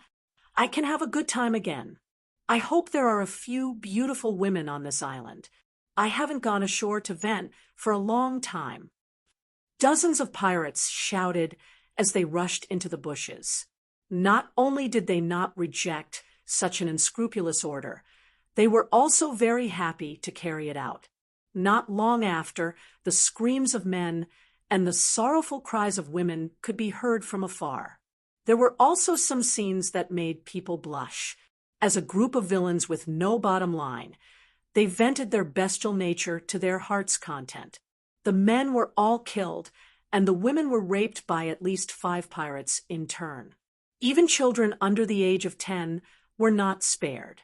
In just 10 minutes, the originally peaceful island had turned into a hell on earth. Several wooden houses were attacked, and the soaring flames reflected the gradually darkening sky red. Although the number of pirates was not large, if the residents could unite and resist, they might have a chance to defeat the other party and buy some time to escape. But unfortunately, because Sea Turtle Island was located on the periphery of the Sardinia Islands, it was often harassed and even massacred. Most of the residents had a deep psychological shadow in their subconscious, so only a few brave fellows fought back with weapons. In the blink of an eye, they were besieged and killed by several enemies. In addition, they were very scattered and had no time to react. The ferocious pirates were like locusts passing through, leaving behind only corpses and blazing flames that could be heard clearly even from a few kilometers away. At this moment, Andre was standing in front of the blacksmith's shop. Looking down at the situation on the island, he muttered to himself, "It seems that the saying is right. The more you are afraid of something, the more it will happen. This is really a very dangerous situation. It seems that the preparations I made in advance will come in handy." Preparation? Aren't you going to hide in the woods for a while?" Fiona cried out in surprise. It could be seen that the girl's heart was filled with fear. Not only were her hands and feet trembling slightly, but the screams coming from afar made her recall the tragic memories of her childhood. That's right. I've long expected danger, so I've prepared some interesting gifts. I hope these pirates won't be too surprised. This island is too small and doesn't have enough space for us to hide. Even if we hide in the woods, we'll be found sooner or later. It's better to set up a trap and reduce the number of enemies to the greatest extent. Only then will we have a chance to escape. With that, Andre patted Fiona's shoulder comfortingly. A trace of a cold smile appeared on his face, and he turned his head to glance at the 2 wooden barrels wrapped in iron sheets next to the blacksmith's shop. The barrels weren't filled with other miscellaneous items, but with granular black gunpowder mixed with iron sand. Once detonated, it would instantly blow up all living things within 30 meters into minced meat. In particular, the enormous kinetic energy generated by the explosion of the iron sand was enough to penetrate most armor. Even an elephant would be turned into a sieve if hit. It could be said that apart from leaving behind a small amount to reload the bronze guns, all of the sulfur, saltpeter, and charcoal that he'd purchased in Vallon City were here. One had to know that Vallon City wasn't Lincoln City. There were very few raw materials to concoct black gunpowder. Among them, sulfur was the most difficult to gather because it was mostly used to repel mosquitoes. Thus, most stores only had a few kilograms of it in stock. Even if one went through the entire market, they would only be able to buy 20 kilograms. Now, it was finally time to put it to good use. Looting, slaughtering the residents, raping the women, unbridled destruction, and burning. The pirates' revelry became crazier and crazier as time passed. Having long lost their humanity, they didn't care at all whether they'd fall into the abyss after death, nor did they care about the laws and morals of the world. They enjoyed the pleasure of indulgence to their heart's content. Not long after, they passed through the shrubbery and appeared in sight. Seeing that the enemy had finally arrived, Andre didn't say anything else and directly took out a loaded gun and handed it to the girl behind him. Here, if someone charges over in a moment, aim at their head or chest and pull the trigger. This is a weapon. For me? Fiona looked at the strangely shaped bronze gun in her hand and didn't know what to do. After all, she had never left Turtle Island since birth. She hadn't even touched a short sword or dagger for combat, not to mention a firearm with a complicated structure. Of course, this dagger is also for you to defend yourself. Remember not to be in a daze when the fight starts, and don't be soft-hearted. Otherwise, the fate of those residents will be an example. The pirates have made it clear that they want to carry out a massacre on this island. Even if you surrender, you won't be pardoned. So give up all unrealistic fantasies. If you want to live, then prepare to fight with your life on the line. But now that things had progressed to this stage, Andre couldn't care less. He stuffed the cold steel dagger into the girl's arms and quickly opened the system at the same time, choosing to subclass as a wandering swordsman without hesitation. He was well aware of how dangerous the current situation was, so he had to raise his fighting ability to the maximum. Otherwise, with just this bit of gunpowder, he wouldn't be able to fend off the numerous pirates. He wouldn't hesitate even if he had to bear the 20% experience penalty in the future. Are you sure your first subclass is a wandering swordsman? Yes. Subclass, wandering swordsman. Search. The relevant subclass information is 100%. Meets the requirements. Congratulations! You have become a level 1 wandering swordsman. Because the level difference between the mage and wandering swordsman is more than 2 levels, you will only receive 80% of the normal experience in the future. Congratulations! You have obtained the ability Weapon Proficiency. This ability allows you to use light weapons more efficiently, such as daggers, one-handed axes, one-handed scythes, inverted knives, light warhammers, short swords, hard-headed hammers, rapiers, and bare-handed attacks, etc. In battle, agility will replace strength as the most important reference attribute. Congratulations! You have obtained a special skill, Wandering Swordsman's Evasion. When you face a single opponent in close combat, you will become more difficult to hit. Congratulations! You have obtained the ability to wear light armor and proficiently use simple weapons and military weapons. Chapter 469. Name: Andre Blancheflower-Ace. Descendants of the Fire Elemental's Alignment. Neutral profession. Level 9 Mage / Level 1 Rogue Swordsman experience required to level up 109000/209000 Special Profession. Acer Desser's chosen level 1. Note: this profession cannot be leveled up with experience points. It can only be obtained through offering sacrifices to please this powerful fire elemental prince and gain his approval. Health points: 6969. Healthy experience points. 18,500 undistributed. Warning: your sorcerer class is temporarily sealed. With a large amount of information appearing in his retina, Andre instantly felt countless knowledge about weapons, armor, dodging, attacking methods, and a series of messy knowledge, all gushing into his brain at once. It was as if he had just become a mage. His body naturally digested all the information. He immediately pulled out a thin sword that he had just finished forging in the afternoon and lightly waved it twice in the air. Instantly, there was a feeling of flesh and blood, as if this was not a sword, but an extension of his arm. Without a doubt, everything necessary for a level 1 rogue swordsman had become a part of his body. As long as he was willing, he could display a beautiful sword dance at any time. Taking advantage of the time before the enemy rushed down the slope, Andre quickly put on a set of inlaid leather armor. Although only the chest, shoulders and arms were added with steel plates. The defense was not very good, but it would always be useful at a critical moment. After fully armed, the 4 bloodthirsty pirates finally ran up the slope, their eyes shining as they stared at Fiona, who was hiding behind and trembling. Ha ha ha ha ha. Look, there's a beautiful girl there. A pirate licked his lips greedily, holding a bloody machete and shouting. Another pirate's eyes were shining as he exclaimed, "It's true.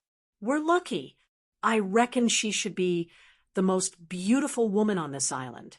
And we actually beat her to it. sh*T. What are we waiting for? Let's quickly kill that pretty boy beside her. Then we can enjoy it together. When that pervert Luke comes, I'm afraid she'll become a disgusting corpse again." "That's right. That pervert likes to rape corpses. I can't stand it anymore." As the 4 of them spoke, they fanned out and attacked from different corners. They had obviously fought together many times, and each of them was incomparably fierce. They didn't hesitate in the slightest just because Andre was armed. Perhaps in the eyes of the pirates, an underage boy like him could only put on airs and could not possibly be a powerful warrior. Unfortunately, they were wrong this time. Moreover, they were very wrong. Seeing that the enemy was getting closer and closer to him, Andre's lips curled up into a chilling sneer.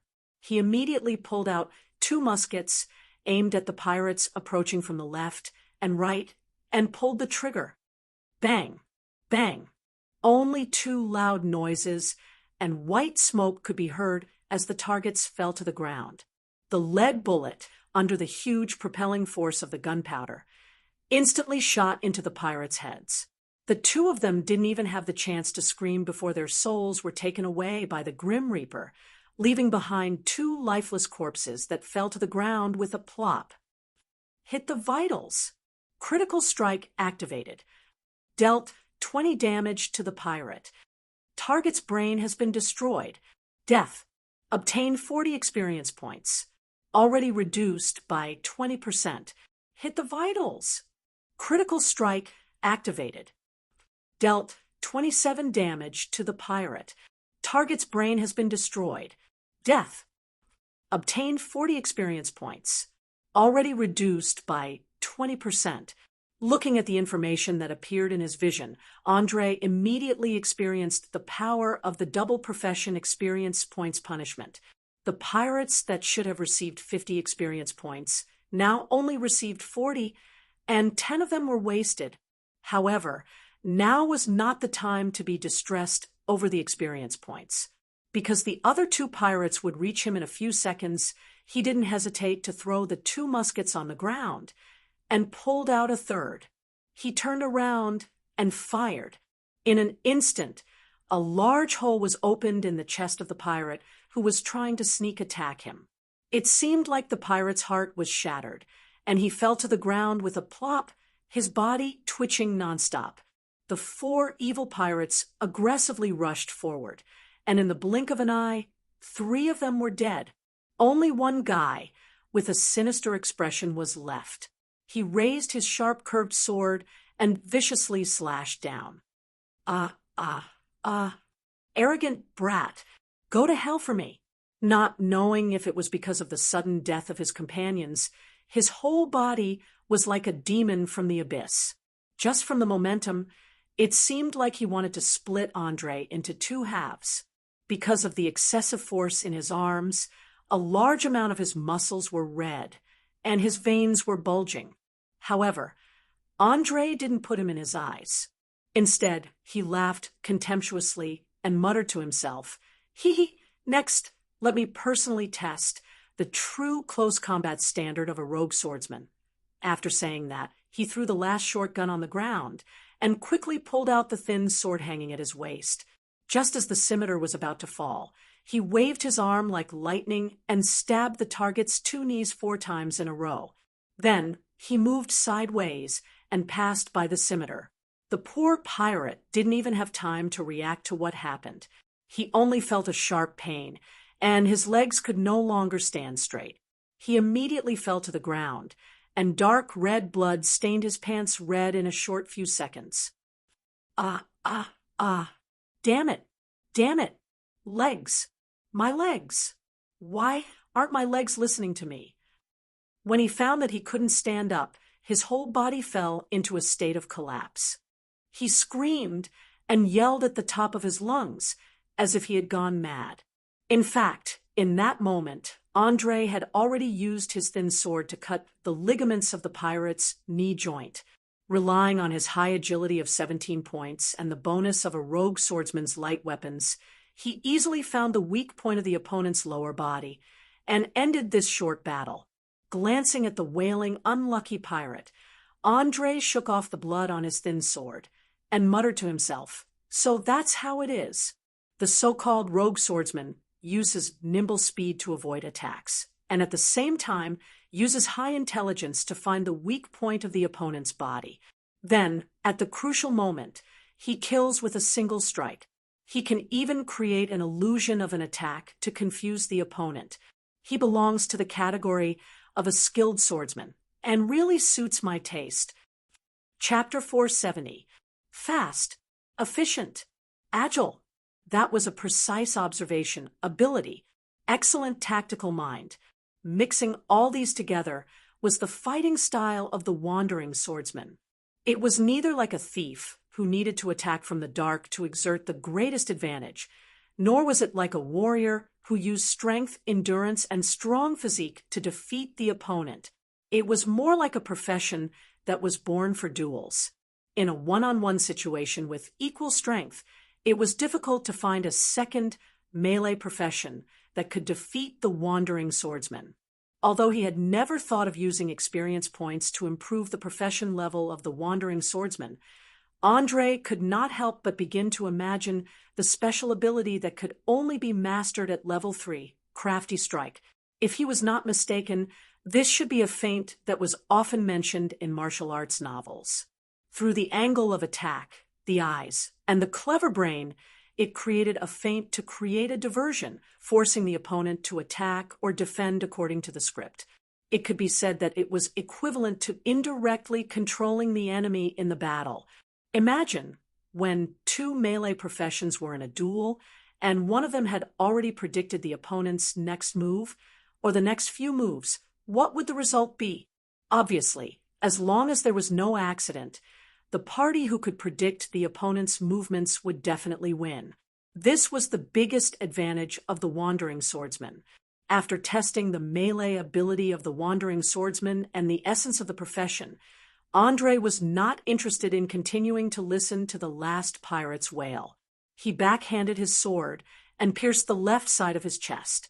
The sharp, fine steel sword pierced between the two ribs, and it took less than a second to mince the beating heart. As the thin sword was slowly pulled out, a large amount of blood flowed out of the wound, and it flowed faster and faster. Soon, a small pool of sticky blood was formed on the ground. The pirate only felt his vision darkening a little, and after 10 seconds, he completely lost consciousness and fell to the ground, motionless. He had completely lost his life. Fiona, who was standing not far away, had a look of disbelief in her eyes. She tightly grasped the gun and dagger in her hand. She opened her mouth and wanted to exclaim, but she didn't know why she didn't make any sound. Her wheat-colored skin suddenly turned red, not knowing whether it was due to excitement or nervousness. She didn't dare to imagine that the powerful and terrifying pirates in the depths of her memory would be so weak.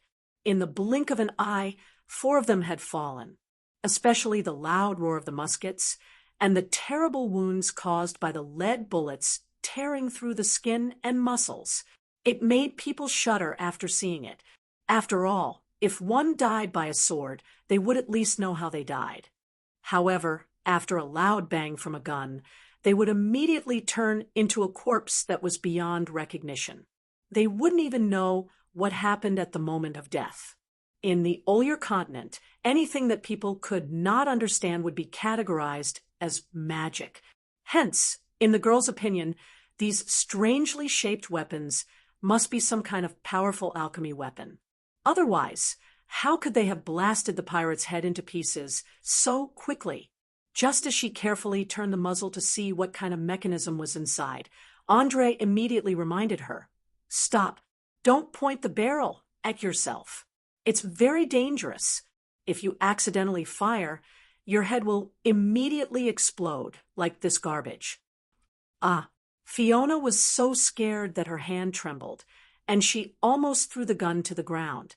But fortunately, she reacted quickly and calmed down in time. Otherwise, if the gun fell to the ground, the bullets and gunpowder inside would have spilled out. Looking at the girl's flustered look, Andre let out a helpless sigh. He took out a small handful of gunpowder and a lead pellet from his pouch. He picked up one of the guns on the ground and used the tools he carried with him to clean up the residue. Then, he placed the pellet and pellet into the barrel of the gun. The entire process was done skillfully. After the demonstration, he tried to use a gentle tone and asked, "How is it? Did you see it clearly? This is the way to load the gun. In a while, there will be more enemies. I may not be able to block all the pirates under the slope. You have to shoot the guys who rush up one by one. You understand?" The operation of the front-loading musket was not complicated. As long as you remember the process, any adult with normal intelligence could easily learn it. The only difficulty was the control of the gunpowder. If it was too little, it would cause the bullet to be less lethal. If it was too much, it would directly blow up the barrel. Of course, in addition to this, using firearms also required a very strong psychological quality. At least when you see the enemy rushing towards you, you must not panic and be unable to quickly load the gun. Obviously, Fiona's psychological quality was certainly not calm, but she obviously had no experience in using cold weapons, so the simple operation of the gun became the only choice. After all, there were a total of 4 guns. If all of them were loaded, they could kill or injure 4 targets. Using them in rotation, there should be no problem for self-protection. Resisting the discomfort of the corpses and the smell of blood, Fiona clenched her teeth and nodded gently. I understand." "Very good. Just follow what I just did. Now repeat it immediately and fill the empty gun on the ground," Andre said as he took off the ammunition bag and the gunpowder bag hanging on his waist and threw them on the ground together. He knew very well that the girl must be very scared at the moment, but he still forced her to learn how to kill her own kind. Otherwise, in the next battle, a pure burden would definitely greatly increase the difficulty of escaping. In addition, he also wanted to conduct a small psychological experiment. Fiona had never had her own opinion. Although she was very scared, she still followed the requirements and picked up an empty gun. She quickly cleaned up the gunpowder residue with a tool and then learned from Andre. She grabbed a small handful of gunpowder and poured it into the barrel. Then she stuffed a lead bullet into it and pressed it firmly. She presented it with trembling hands and waited for the evaluation. Watching the girl complete the loading in half a minute, Andre finally showed a satisfied smile. "Not bad, very fast, and the amount of gunpowder filled is just right. Remember the process just now. Even if there are pirates rushing over with the gun, you must fill it according to the steps just now. Now, aim at the head or chest of the corpse in front of you and pull the trigger." Pull the trigger?" Fiona's eyes widened, and her face was full of disbelief. She had seen with her own eyes how terrifying the power of the weapon in her hand was. In addition, she had never killed anyone before. Her hands and feet were trembling slightly. Obviously, she was extremely scared. Chapter 471. Yes, pull the trigger. Don't hesitate. Think about what they wanted to do to you just now. Now you have to learn to use it to protect yourself. Andre pointed at the corpse of the pirate, whose heart was pierced by him, and answered firmly, Fiona was not a fool. When she was a child, she had seen how miserable the fate of the girls who were raped by pirates was. Her brain was quickly occupied by fear and anger. She raised the flintlock shakily and pulled the trigger subconsciously. Bang! With a loud noise, the pirate's head was instantly smashed like a rotten watermelon. The part above the nose was directly smashed into pieces. There was no trace of a human being at all.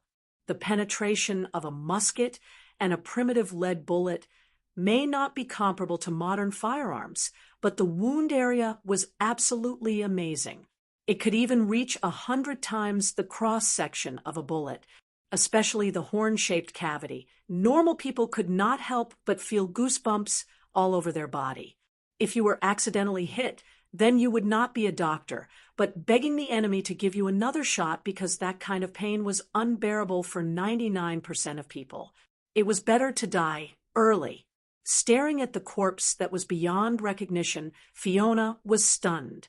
She looked at the flintlock that was still smoking in her hand for a while, and then looked at the half of the head that was blown apart. It was as if she was recalling the feeling when she pulled the trigger just now. It was as if she had fallen into a state of confusion. How is it? Do you have the feeling of holding power, but can't stop? Andre's mouth was slightly raised as he asked very playfully. He had already noticed that after the girl fired the gun, her hands no longer trembled. The fear in her eyes also slowly disappeared, as if she had found her backbone. As a person who had experienced it, he was very clear that when he had just become a mage, he also had a similar experience.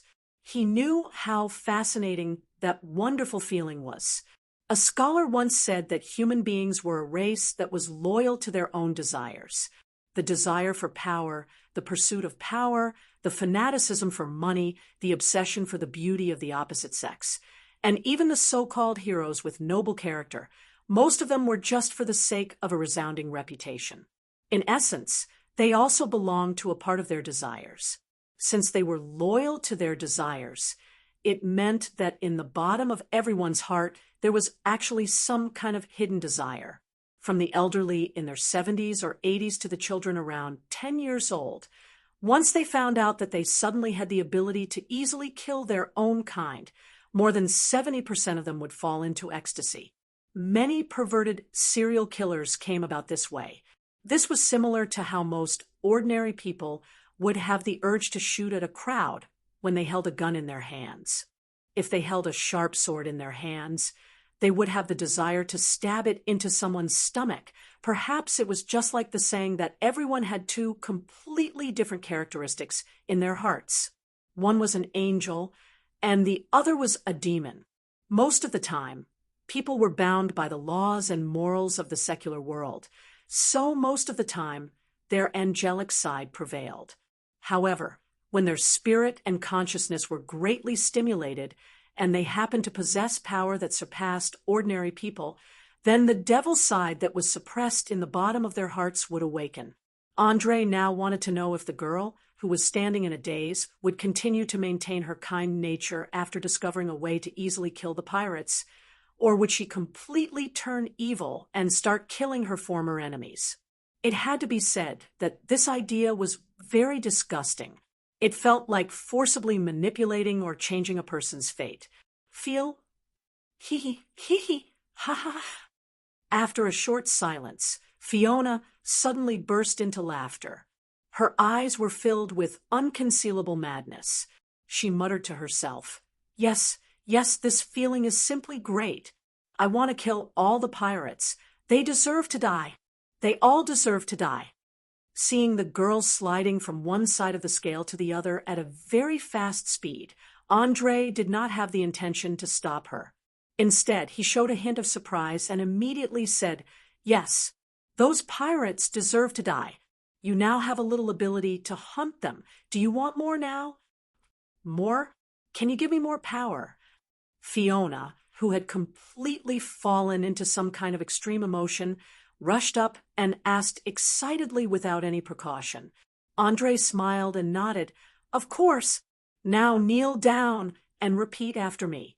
Convey the anger in your heart that longs to destroy everything. Without saying a word, Fiona knelt directly on the ground, raised her head, and waited with a fanatical face. She had now completely lost the ability to think. Her mind was full of how to get more power, and then kill every pirate in sight to avenge her parents who died tragically when she was a child. There was nothing in the world that could stimulate a person's potential more than unforgettable hatred.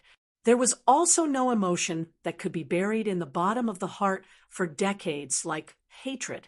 Not only would it not fade with the passage of time, but it would deepen every time it was recalled. Seeing her father being beheaded with her own eyes, and her mother dying after enduring a few hours of humiliation. In this case, even a person with no temper would be furious and accumulate unimaginable hatred. Because she was a weak girl before, Fiona knew that she could never be the opponent of the ferocious pirates. She could only hide her hatred silently. But now it was different. She had obtained the ability to kill ordinary pirates. The anger of revenge was quickly filling every corner of her body, and she was caught up in the desire for revenge. Andre was very satisfied with her psychological state at the moment. He stretched out his right hand and gently pressed it on the girl's forehead. He narrowed his eyes and recited loudly in a very solemn tone, "The great prince of fire elements, Isoldezer, you are the master of the angry flames of the elemental world, the embodiment of the ultimate power of fire, and the embodiment of destruction. Please allow me to call your name, and I am willing to be your traveler in the material world. Spread your name and win the awe of mortals with destruction and burning. The great prince of fire elements, Isoldezer, you are." Fiona repeated word for word, and as the recitation got longer and longer, she became more and more excited, especially her eyes, which were completely in an ethereal state, as if she had completely integrated into another world. This was a kind of wholehearted devotion, releasing one's spirit, consciousness, and thoughts. Only in this way could one be recognized by powerful creatures from other planes and obtain the power they gave. Chapter 472. The Prince of Fire Elemental, Isoldezer, was the opposite of the indifference shown by most of his kind. He was one of the few elemental lords who were keen to see mortals revere him. He especially liked humans who were filled with the desire to destroy and was willing to respond to similar calls and make them his priests to spread destruction and panic in the material world. Of course, this destruction was not necessarily an evil act, because the specific city or village to burn was up to the priest's own judgment. If he was inclined to good, then he would destroy the lawless places where evil ran rampant, such as Whalen, the city of pirates. If he was inclined to evil, then he would unscrupulously destroy in order to please the master he served and obtain a higher priest level. As the prince of the fire elemental world, Isoldezer did not care about his priest camp. As long as he could win the respect of mortals, he would be happy to reward them with power. Obviously, Fiona was full of hatred and desire to kill and destroy, which suited the Prince of Fire Elemental very well. Andre used himself as a medium to connect the two with almost no effort. Coupled with the special ability of Agent of Faith, he soon felt a stream of energy slowly flowing into his body and then into the top of the girl's head. A dark blue flame suddenly emerged from his palm, exactly the same as the one produced by burning anger. But this time, the flame did not burn Fiona's skin. Instead, it branded a black, flame-shaped mark on her forehead. At the same time, a large amount of information began to appear in her retina. Agent of Faith ability activated. Detecting target's perception attribute. Detection result. Target's perception is 14, exceeding the minimum requirement. Beginning construction of the Bridge of Faith. Bridge construction completed. Target has been recognized by the Prince of Fire Elemental, Isoldezer. officially becoming a level 1 priest. With a powerful energy gushing out from Fiona's body, she suddenly stood up, raised her hands, and shouted, "Isol Deezer, great prince of fire elemental, you are my faith, my everything. With the flames as my witness, from now on I will serve you as my master and walk the world in your name, so that more mortals will revere your name." In an instant, the powerful energy quickly condensed and formed a wonderful rune, then slowly disappeared and finally returned to normal. The unique holy aura of priests surrounded the girl. Although she had not gone through systematic learning, she was now a level 1 priest and could use level 0 and level 1 divine spells. In fact, priests should be regarded as the most special of all professions.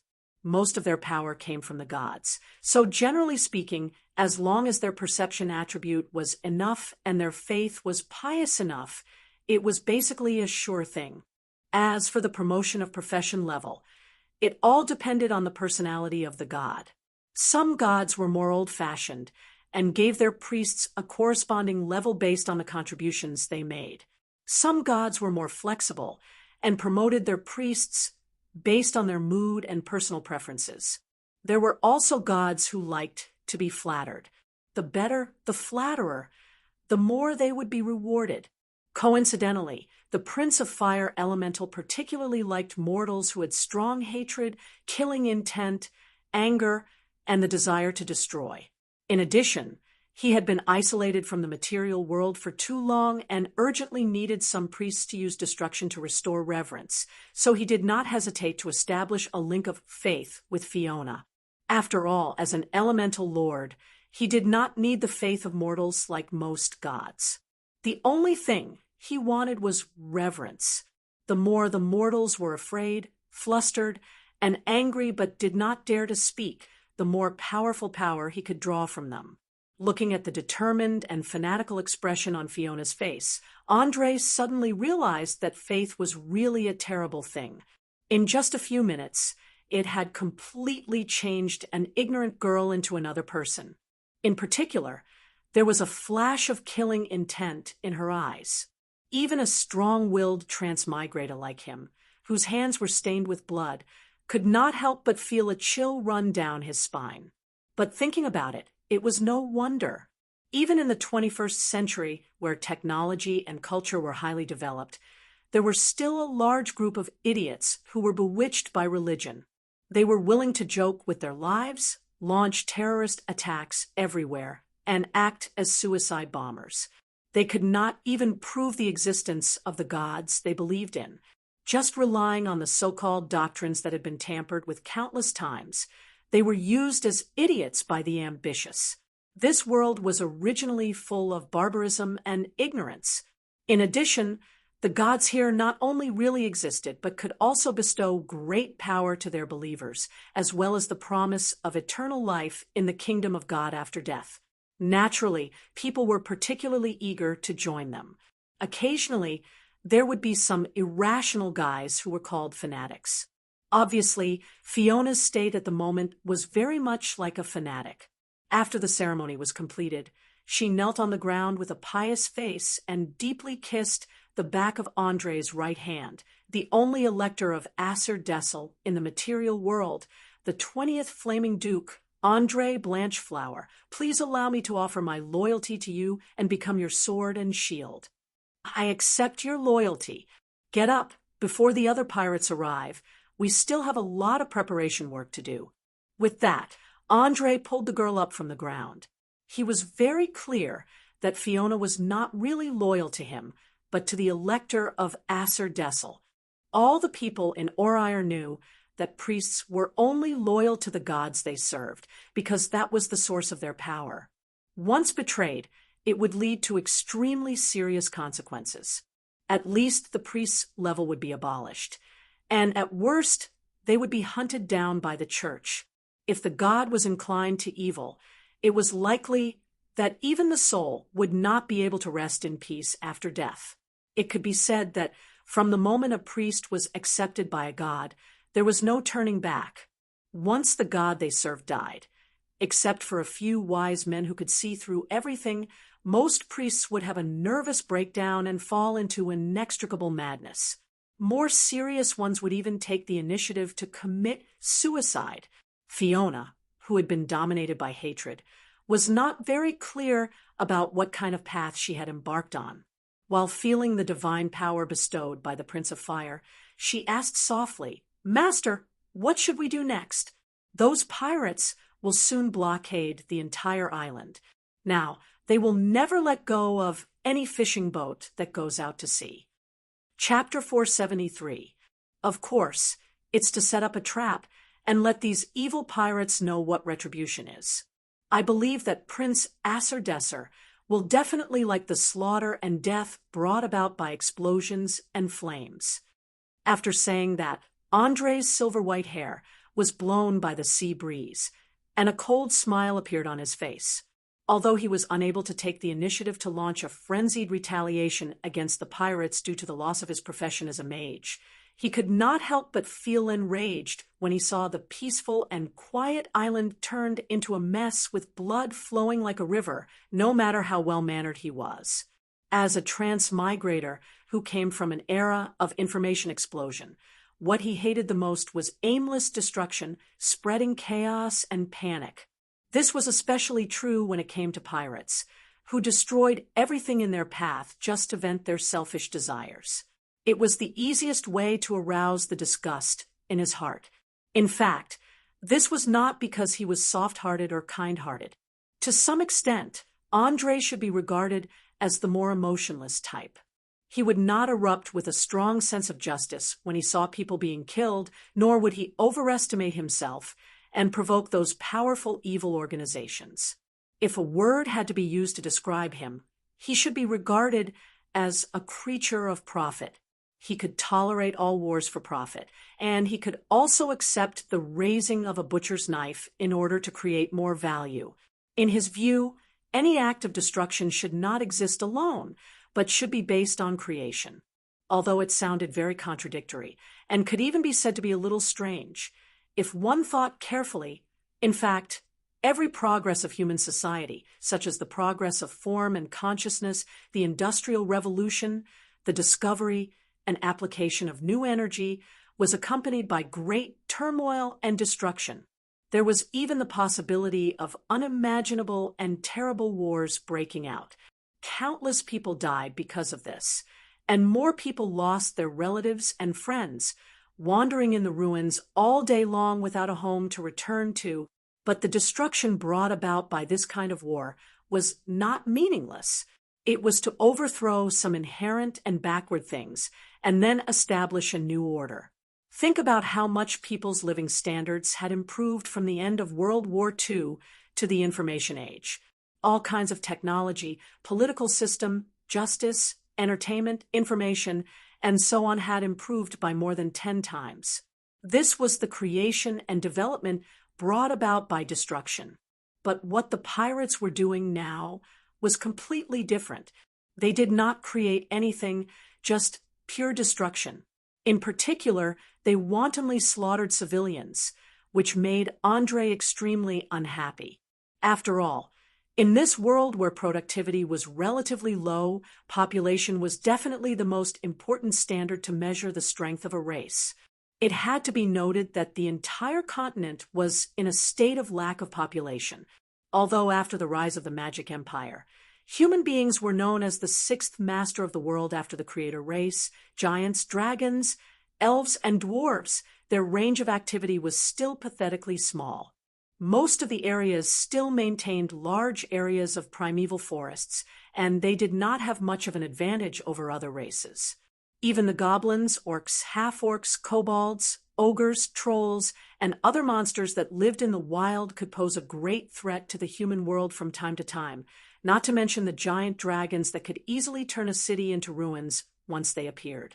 As a person who maintained absolute rationality most of the time, Andre could not understand the purpose of an indiscriminate massacre. If he wanted to establish his dominance, killing a portion of those who had a particularly strong spirit of resistance would definitely achieve his goal. If the purpose was to completely destroy the opponents, Will, then the effect of cruel torture was definitely 10 times better than killing. If he wanted to suppress the rebellion as quickly as possible, the 11 draws was definitely the best choice. If he wanted to plunder more wealth, kidnapping, threats, and intimidation would always be more effective than violent methods. Pure slaughter and destruction wouldn't bring any benefits, and would even cause a lot of unnecessary losses.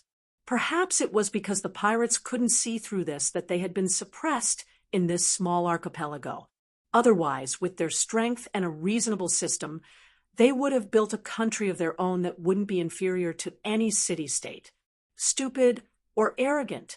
Today, let me see with my own eyes what the pirates, the #1 enemy of Linton City, are capable of, Andre muttered to himself as he threw the corpses of the 4 pirates onto the slope.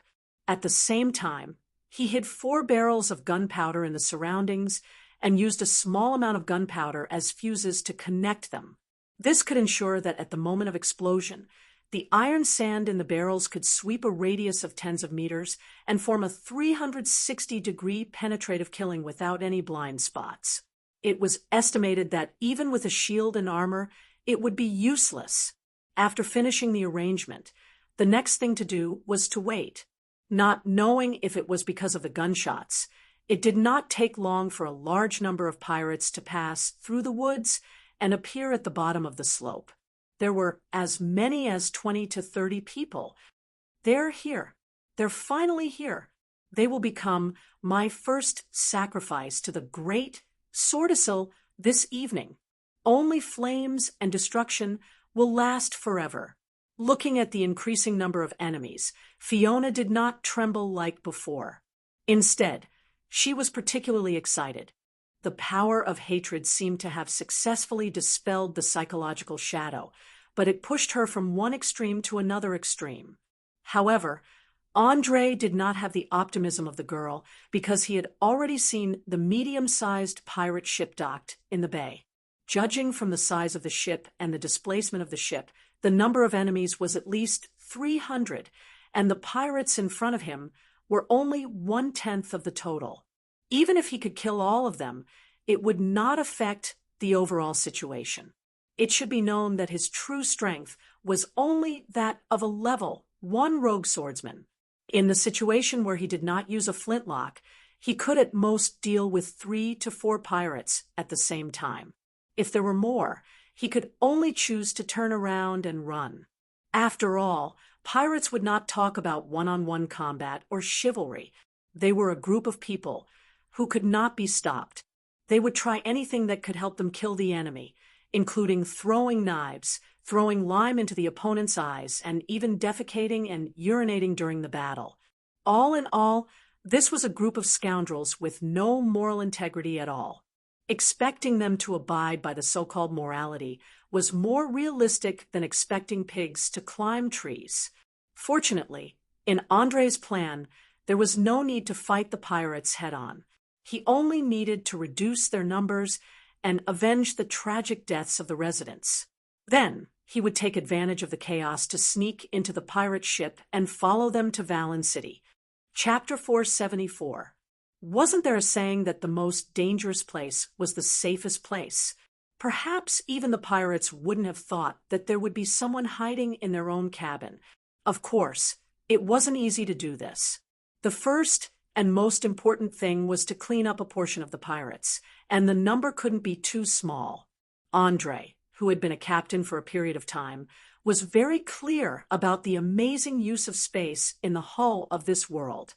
Especially the lounge of the ordinary sailors, it could be described as stacked on top of each other. Often, a narrow space could be placed with 7 or 8 hammocks.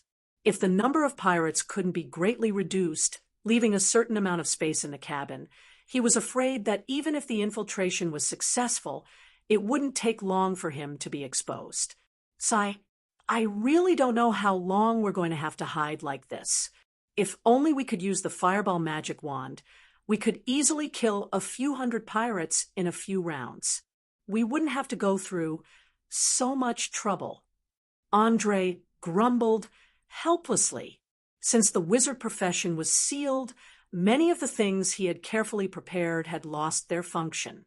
For example, the powerful wand, the teleportation ring that could only be activated by a wizard, the secondary defense staff, and the stack of arcane scrolls in the scroll box had all become decorations without exception. Even summoning a magic pet was useless. Otherwise, he wouldn't have been forced to take on the role of a wandering swordsman and receive a penalty of 20% experience points. That was 20% experience points.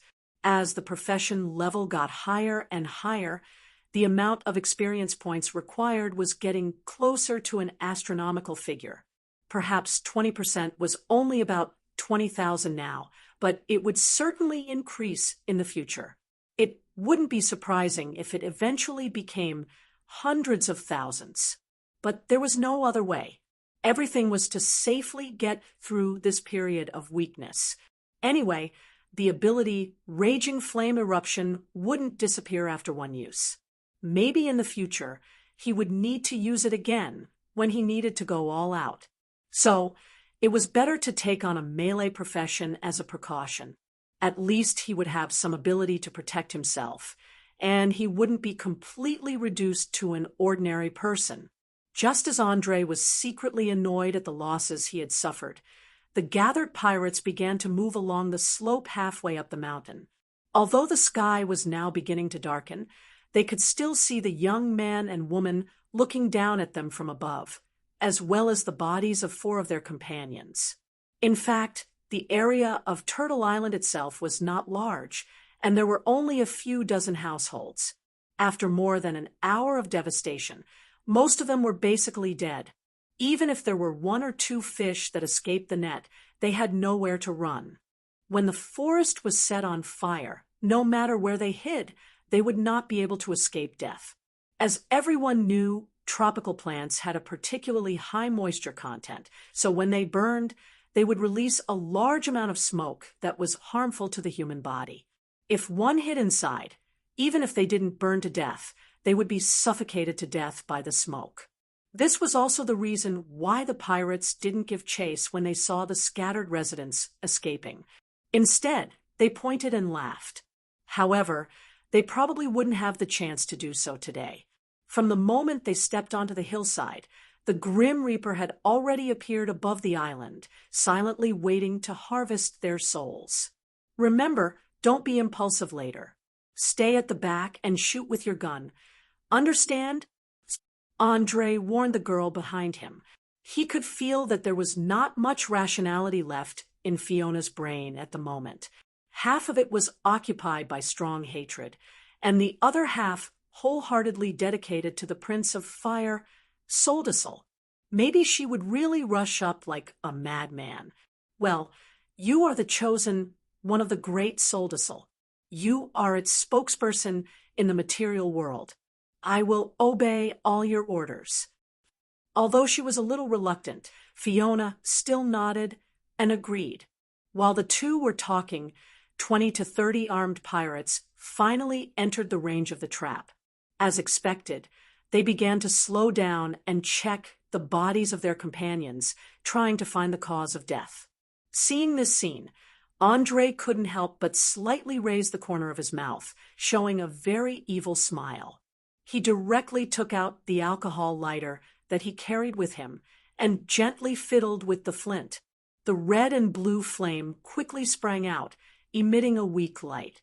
The expression on his face was particularly gloomy and terrifying. Hee, I suggest you plug your ears now because the next movement may be relatively big, and the scene will be quite tragic. No need. I am already a priest of the Lord of Raging Flame. I will not be frightened by a little noise. Not to mention, I want to hear the screams of these scum before they die. I believe it will be very beautiful. Fiona's eyes revealed a deep hatred. This is not a little noise, but forget it as long as you like it. Andre shrugged and threw the alcohol lighter in a low voice. Sizzle!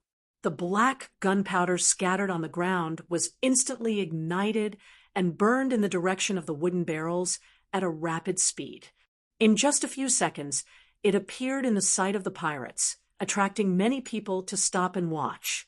They were completely unaware of the terrifying explosion that was about to happen and had no intention of extinguishing it. Boom, boom, boom, boom, accompanied by a deafening explosion. The 4 barrels of gunpowder instantly released a terrifying amount of energy, especially the iron sand flying in the air. They released a powerful kinetic energy, and those who were lucky had their heads or hearts pierced. Those who were lucky had their heads or hearts pierced. Those who were unlucky had their bodies pierced through like a sieve. They fell to the ground and struggled in pain, letting out heart-wrenching screams that made people shudder. What was even more frightening was that the explosion just now also caused a landslide. Many head-sized rocks rolled down from high places, giving the lucky ones who did not enter the range of the explosion a final blow. Blood, minced meat, broken limbs, and internal organs all over the ground. Countless wounded people desperately struggled on the ground, trying to reduce the pain they suffered. This is... Fiona was stunned and stuttered for a long time, not knowing what to say. She originally thought that the so-called noise and power were at most a little stronger than the flintlock in her hand, but the fact was far beyond her expectations. In an instant, more than 2/3 of the enemies were killed, and the rest were basically injured. After all, the amount of iron sand in the gunpowder barrels was very large. After the explosion, the power was equivalent to 4 oversized bullets. Perhaps the penetrating power was a little weaker, but it was absolutely impossible to completely avoid it. Even a legendary thief with more than 20 dexterity could not avoid hundreds of iron sand flying rapidly after the explosion. Chapter 475. The effect is a little better than I imagined. It seems that the saying that knowledge is power is indeed true, although I have temporarily lost the power of a mage. It does not mean that I have lost my knowledge and wisdom. After saying that, Andre pulled out the rapier and mithril machete from his waist and rushed straight towards the disabled pirates. Soon, a reign of terror was set off as he mercilessly reaped the lives of the enemies and also gained a lot of experience points. Fiona, who had recovered from her shock, was not to be outdone. She raised her flintlock and aimed at those who were limping and trying to escape. She pulled the trigger and shot them one by one. It did not take long for the opponents to be completely slaughtered. Not a single one was left alive. At the moment when the last unlucky bastard breathed his last, Andre instantly felt a bone-piercing chill behind his back, as if he was being stared at by some ferocious beast. He did not dare to be negligent, and immediately turned around to hand out the rapier. At the same time, he slightly bent his knees and placed the machete horizontally in front of his chest. With a very strange posture, he blocked a sharp rapier that was coming from behind at a tricky angle. Clang! Along with the sound of weapons colliding, Andre finally saw who attacked him. It was an old man who was over 50 years old. His hair was sparse but meticulously groomed. He was wearing a tight suit without any protective function. His eyes were like an eagle staring at its prey, emitting a sharp light. The rapier in his hand was quite gorgeous, especially the exquisite carvings and patterns on the hilt. With one look, one could tell that it was not an ordinary item. His swordsmanship was quite superb. If he had not reacted fast enough, his heart would have been pierced, and he would have fallen into a pool of blood and slowly waited for death. Thinking that he had almost lost his life, Andre immediately broke out in a cold sweat. With lingering fear, he asked in a low voice, "Who are you?" The old man smiled playfully. His wrist shook violently and instantly swung away the weapons that were clasped together. He quickly took 2 steps back and very elegantly performed a sword salute. "My name is Neil Grant, the vice captain of the Sea Wolf, a level 6 rogue swordsman. I really didn't expect to meet another rogue swordsman on such a desolate island. Your reaction just now was pretty good. You were actually able to parry my attack in the midst of danger. And you were also very smart. You used a trap to wipe out more than 30 of my subordinates. If Captain Kent knew about this, he would definitely go crazy. After all, the number of qualified sailors these days is decreasing day by day. Every pirate ship has a headache because they can't recruit enough people, but you killed so many experienced crew members in one go. Tell me, what should I do with you? He muttered to himself as he circled the area. His eyes never left Andre's shoulders, especially the ground beneath his feet. It gave off the illusion that he could attack at any moment. Without a doubt, this was some kind of combat footwork. Once it moved, it would be as elusive as a snake. Andre had seen many high-level close combat professions. He knew that the opponent was looking for weaknesses and loopholes in his defense, so he didn't dare to move. Otherwise, he would quickly reveal the fact that he was a beginner. At the same time, he gave Fiona, who was trying to shoot with a flintlock, a look that told her to calm down. He didn't think that the most primitive musket could threaten a level 6 rogue swordsman who was agile and vigilant at a distance of more than 30 meters. Neil saw all the little movements and nodded approvingly. Not bad, a very wise choice. If that girl had made any threatening moves, she would have been dead by now. I like people who know when to advance and retreat, especially a young and smart guy like you. How about it? Are you interested in joining the Sea Wolf to be a happy pirate? If you agree, I'll treat it as if nothing happened.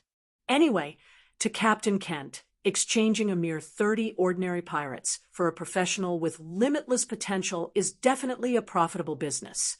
You can also learn some combat skills of a true wandering swordsman from me, such as crafty strike.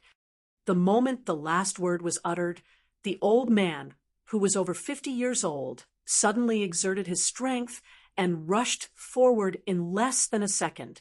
The thin sword, which was less than 2 fingers wide, was raised high above his head, like a bull stretching its horn forward. Just when Andre thought that the opponent would definitely stab straight at him and make a cross defense, Neil's face immediately revealed a strange smile. Neil used his left foot as the center and made a 180-degree turn in the middle of the sprint, abruptly changing the direction of the stab. The stab that was originally coming from the front immediately became a side stab. Damn it! Seeing the sharp sword tip getting closer and closer to his temple, Andre secretly cursed. He forced himself to lean back and barely avoided the fatal blow. He could even see the hair on his forehead that was cut off. But it wasn't over yet. Just when the stab was halfway completed, Neil once again forcibly stopped the momentum of the sword and fiercely pulled back, forcefully drawing a line of blood on Andre's neck. After doing all this, he didn't continue to attack. Instead, he put away the thin sword and asked with a smile, "How was it? Did you feel the power of crafty strike? Only a wandering swordsman of level 3 and above can grasp this technique. It allows the opponent to make a series of attacks that they can't dodge in time. Furthermore, every step is planned in the mind. So, from the very beginning, your defeat was already destined." Andre touched the blood flowing out from his throat, his eyes revealing a look of horror. He completely believed that if this old man in front of him hadn't killed him, his throat would have already begun to spurt blood. Unbelievable! Although he had long read about the characteristics of crafty strike in books, after experiencing it for himself, he realized that this ability was simply like cheating. Not only did it fully utilize the inertia of the human body to avoid danger, it even included the reaction of the next few steps. Unless one had extraordinary combat talent or physical fitness, it would be very difficult to escape from this kind of continuous and strange attack. At the very least, he couldn't do it now. But it was a pity that it was just as Neil had said. This ability could only be grasped by a wandering swordsman of level 3 and above. Furthermore, the higher one's intelligence, the more it could be used to maximize its power through calculation. Andre was now only a level 1 wandering swordsman. His close combat experience was pitiful. Even if he knew the theory, it was useless. After all, swordsmanship wasn't like weapons such as sabers, axes, spiked maces, and the like. It could be easily used with just a little bit of strength. It required a lot of practice over a long period of time, repeatedly, and fighting against various opponents to accumulate experience. Finally, one could slowly develop a technique that belonged to oneself. Chapter 476. The sword was a weapon that relied heavily on technique. Just the basic movements included slashing, stabbing, pointing, lifting, breaking, cutting, wiping, piercing, lifting, twisting, sweeping, and so on. It was then integrated into the footwork, grip, and posture. Its complexity was absolutely shocking. Otherwise, it would not have stood out among the many cold weapons and become the undisputed king. It was precisely because of the variety of uses that the sword was the first choice of countless close combat professions. It had developed into many varieties, including the two-handed greatsword that focused on slashing, the rapier that focused on stabbing, the dagger that focused on dexterity, the half-handed sword that focused on defense, the longsword. As for the rapier, it was the most special type. It did not have the powerful slashing ability of the two-handed greatsword, nor did it have the terrifying penetration of the rapier. At the same time, it was not as dexterous as the dagger. The two-finger-wide rapier could not cause any fatal injuries unless it stabbed a vital point. But it was this seemingly useless weapon that could immediately become a terrifying killing weapon in the hands of a wandering swordsman. With his nimble movements and the misleading attack method of trickery, Neil had successfully made Andre experience the feeling of brushing shoulders with death once again. He was now considering whether to agree to the other party's conditions and obediently be a pirate for a period of time. When the mage's strength recovered, he would kill everyone on the ship. The old man noticed that Andre's eyes were becoming more and more dangerous.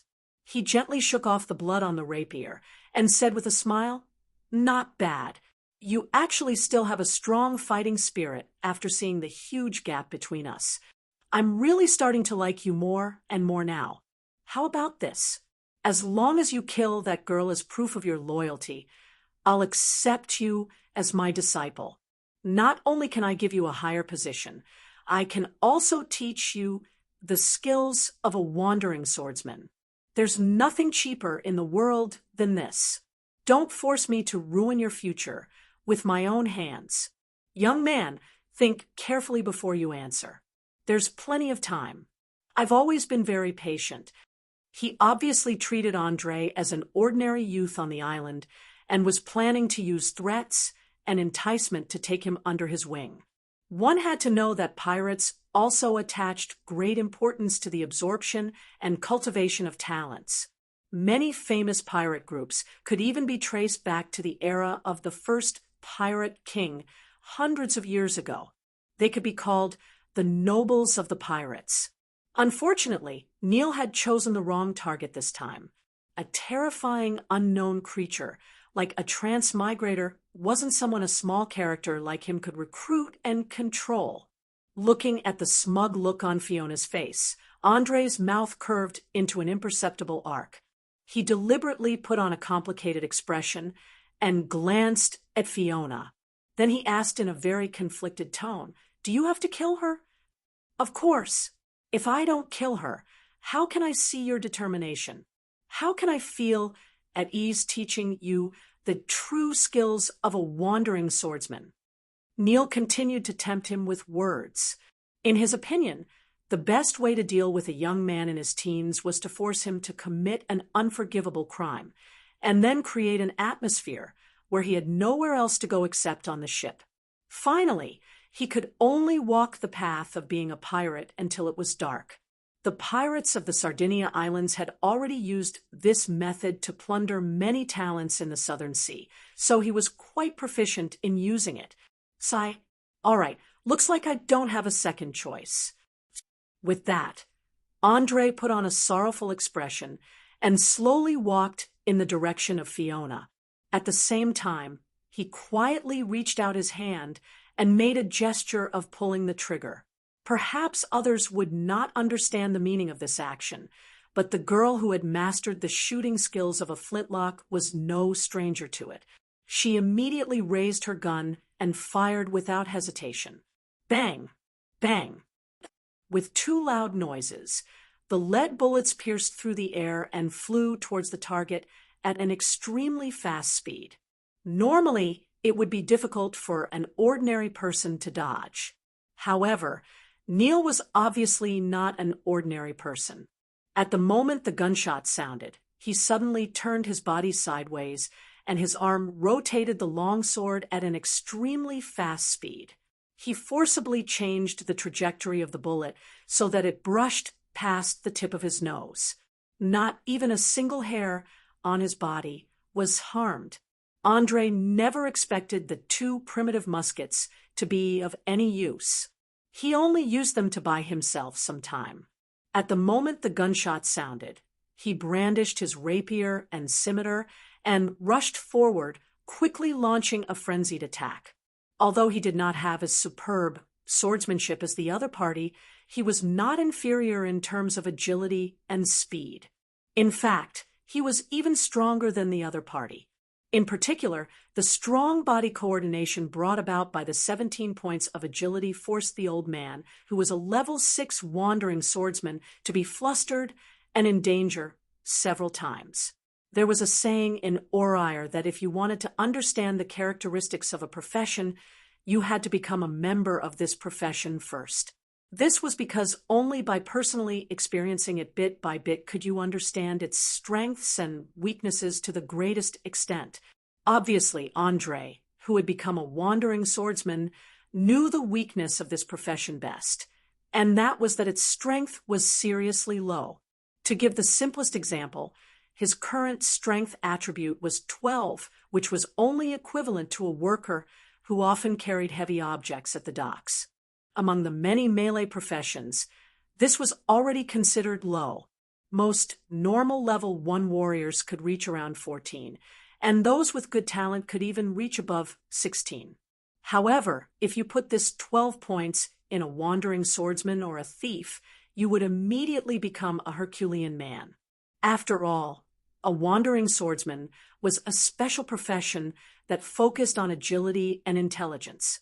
Generally speaking, those who chose this profession would not have high strength due to the limitations of the human body's muscle structure. Those with great strength and endurance would generally have a large proportion of red muscles, and their agility would often be relatively poor. On the other hand, those with high agility would have a larger proportion of white muscles, and their explosive power would be very strong in a short period of time, but their strength and endurance would be seriously lacking. As for the rare pink muscles, although they could simultaneously balance strength, endurance, and agility, their proportion in the human body was too low, and it was simply not enough to change anything. Finally, from the moment a person was born, the proportion of red and white muscles in the body was fixed. Therefore, some people were born with great agility and explosive power, while others were strong and durable. Postnatal training could only make a certain part of the muscles more developed, but it could never change the type of muscle. Although Oriar was a different world, the people who lived here had the same body structure as the people on Earth. To be exact, they were pure-blooded humans, and those who were mixed with special blood were not included in this list. For example, Andre himself had now begun to transform into an element, and his heart had already been replaced by a core. Chapter 477, from the high-speed combo earlier. Andre could basically confirm that this old man with superb sword skills definitely had a white muscle constitution. This meant that even though the old man seemed undefeatable, as long as Andre could hold on until his white muscles started to get tired, the rest of the battle would be much easier. It was precisely because of this reason that Andre unleashed a frenzied barrage of attacks, forcing the old man to continuously retreat, dodge, block, and parry. coupled with the unbelievable sharpness of his mithril scimitar, he didn't give the old man any chance to breathe. In such a situation, not to mention counterattacking, even breathing was difficult. Both sides were holding their breaths, just like a cheetah running at full speed. Once they let out their breaths, it would immediately mean defeat. In fact, Neil was already starting to regret that he had been so obsessed with recruiting this treacherous little monster. He was now in an extremely sorry state, and if this continued, his life might be in danger. Damn it! After this period of time, I'll definitely kill this brat. The old man swore in his heart. At the same time, Andre, who was brandishing his sword and scimitar, cursed in his heart, "Bastard! Why isn't this old fart exhausted yet? I won't be able to hold on for another 10 seconds. Attacking was more exhausting than defending. This was an eternal truth. In order to push his speed to the limit, he couldn't breathe at all. If he slowed down, he would immediately be faced with the terrifying sword technique that the roaming swordsman was proud of, crafty strike. But unfortunately, not everything in this world would not happen just because you didn't want it to. On the contrary, just like Murphy's Law in psychology, nothing was as simple as it seemed on the surface. Everything would take longer than expected. Things that could go wrong would always go wrong. If you were worried that something would happen, then it would definitely happen. After holding his breath for 2 minutes, Andre, who was in a state of vigorous exercise, finally couldn't hold on any longer. He finally opened his mouth and took in a deep breath, slowing down his attacks. But in this short moment, Neil sharply grasped the opportunity. The thin sword in his hand abruptly swung away the mithril scimitar. Like a venomous snake spitting out its tongue, it nimbly slipped past the defense and stabbed towards the old man's throat. His movements were so fast that he didn't give his opponent any chance to dodge. From his vicious eyes, it could be seen that he definitely wanted to get rid of the hidden danger with one strike. Seeing that the sharp sword tip was getting closer and closer to him, Andre knew that he couldn't completely dodge it. He immediately gritted his teeth and made a prompt decision. He didn't even have the slightest intention of dodging, as he swung his scimitar down fiercely. As a transmigrator, he had a better understanding of the human body than most people in this world. He understood that the throat was not the most fatal part of the body. As long as the strike was fast enough, he could kill the other party before the blood clogged the trachea. Then, he could activate the amulets 3 times a day to heal minor injuries. He would definitely not die. Neil Grant was stunned. He couldn't believe that a teenager could ignore the threat of death and take him down with him. But now, the situation didn't allow him to take another step back. The sound of the mithril scimitar slicing through the air at high speed reached his ears. Even if he withdrew his thin sword now, he wouldn't be able to block the sharp edge of the blade. He could only brace himself and take the enemy down with him. But in the face of death, everyone would instinctively dodge. It wasn't controlled by the mind. It was an automatic order given by the brain after being threatened. No one was an exception. Even though Neil had experienced hundreds of battles and possessed swordsmanship that most close combat professionals couldn't reach, he was still a human. Moreover, he was the kind of old man who cherished his life very much. So he was afraid, and his body fell back uncontrollably. After all, he was an old man who could feel his life slipping away all the time, so he was particularly attached to being alive. This was also why most of the people who did things without considering the consequences and even committed suicide were young people. On the other hand, the older people would rather beg on the streets than choose to die unless they were particularly stimulated or shocked. Human nature was complicated and, at the same time, very strange. When faced with a choice, the consideration wasn't one's own value, but rather what one lacked the most. For example, if both of them were kidnapped, The first thing a poor person would think of was not to obediently pay the ransom, but to inform the police to rescue them. This was because to an ordinary family, the ransom demanded by the kidnappers was too large. If they really paid the ransom, they would instantly be burdened with a heavy debt that was enough to completely destroy the entire family. On the contrary, when the rich encountered such a situation, they would usually first confirm whether the kidnappers could guarantee the safety of the hostage. If it was true, then they wouldn't mind paying a large sum of money to redeem their loved ones. This was because although money was important to them, it wasn't everything. It wouldn't take long for them to earn it back. Obviously, as an old man who was nearing the end of his life was the most precious thing. As his body leaned back more and more, the speed of Neil's piercing naturally slowed down. Perhaps he couldn't completely avoid it, but a slight deviation wouldn't be a problem. Opportunity. Andre noticed this and quickly took advantage of the loophole. He gently moved his neck 2 centimeters away. In the next second, the sharp tip of the sword directly pierced through the muscles and blood vessels on the right side of the throat. Bright red blood instantly spurted out a few centimeters and then came out from the back of the neck. The intense pain immediately transmitted to the brain. Your vital point has been hit by the enemy. Fatal blow effect activated. Your HP has decreased by 35 points. Warning! Your blood is rapidly draining, losing 1 HP every 3 seconds. Although he noticed that his HP was rapidly decreasing, he didn't stop. The mithril machete was like the scythe of the Grim Reaper. With a snap, he cut off the old man's head from the nose. Red and white brain matter also splattered everywhere. Then, with a plop, the old man fell to the ground, completely dead. Fatal blow. Fatal blow effect activated. Dealt 32 points of damage to the target. The target's brain has been completely destroyed. Dead. Received 700 EXP.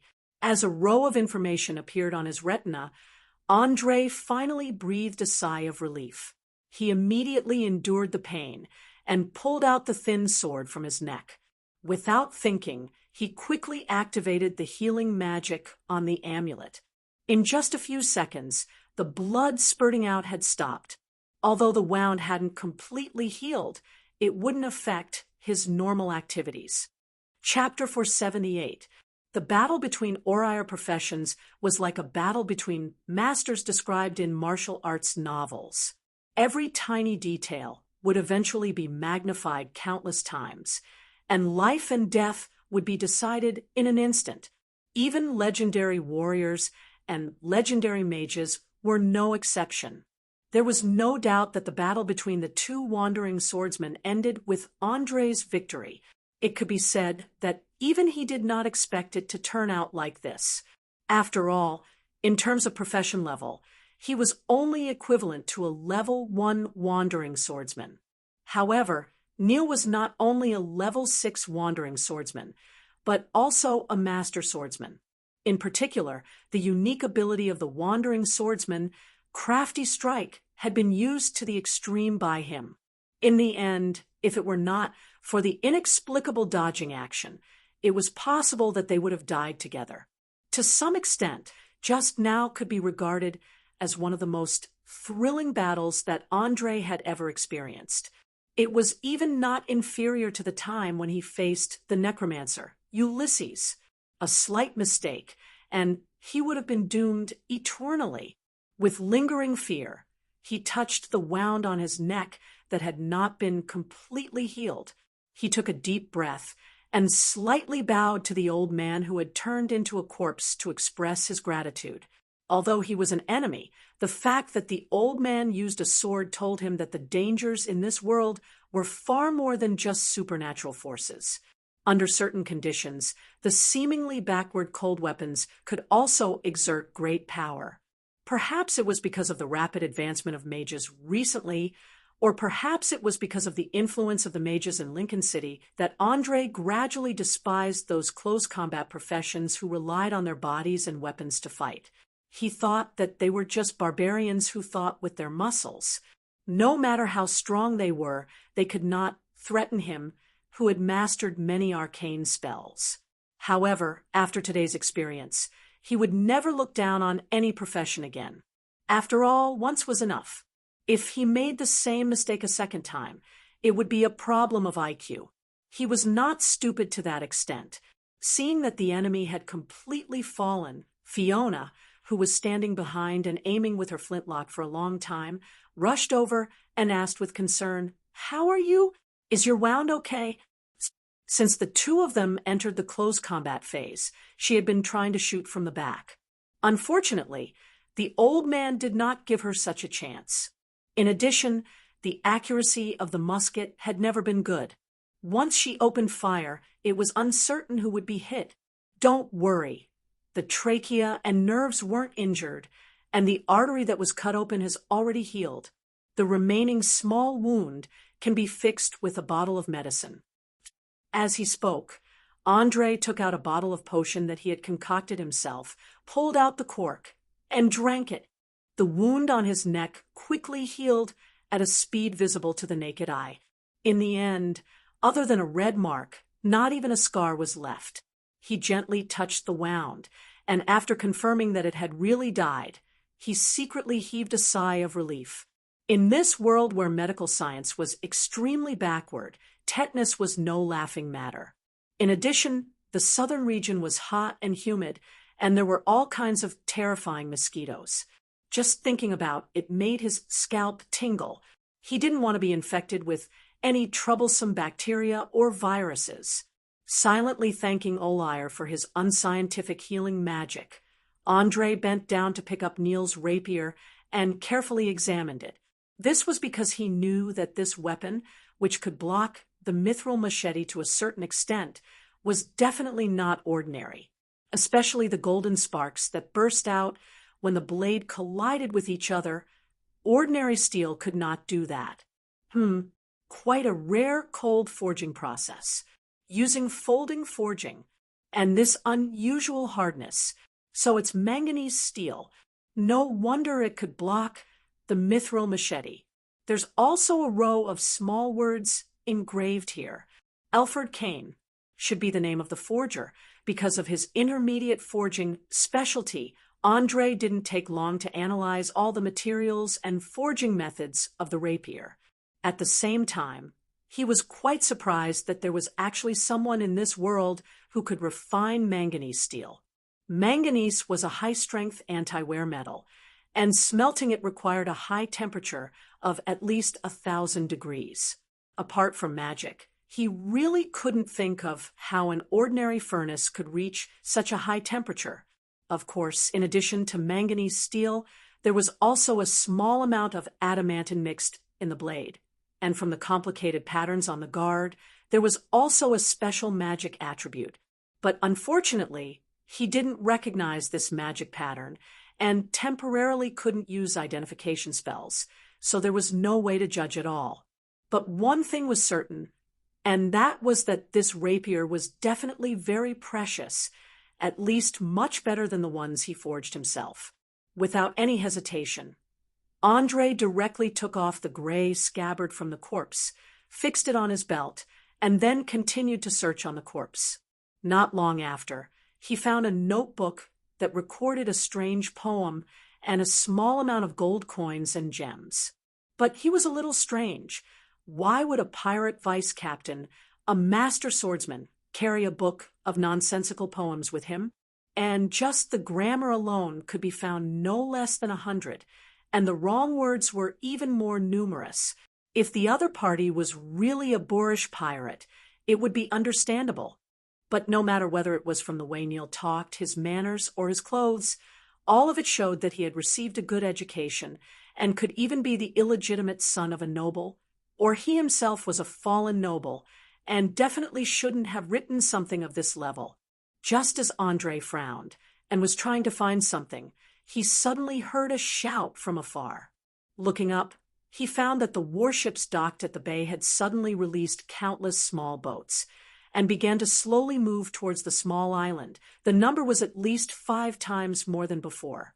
But he didn't show the slightest bit of panic, and instead, the corner of his mouth was slightly raised, and he said with a cold smile, "Humph, finally a reaction? Just what I want. Fiona, pack up the necessary things. Our chance is here."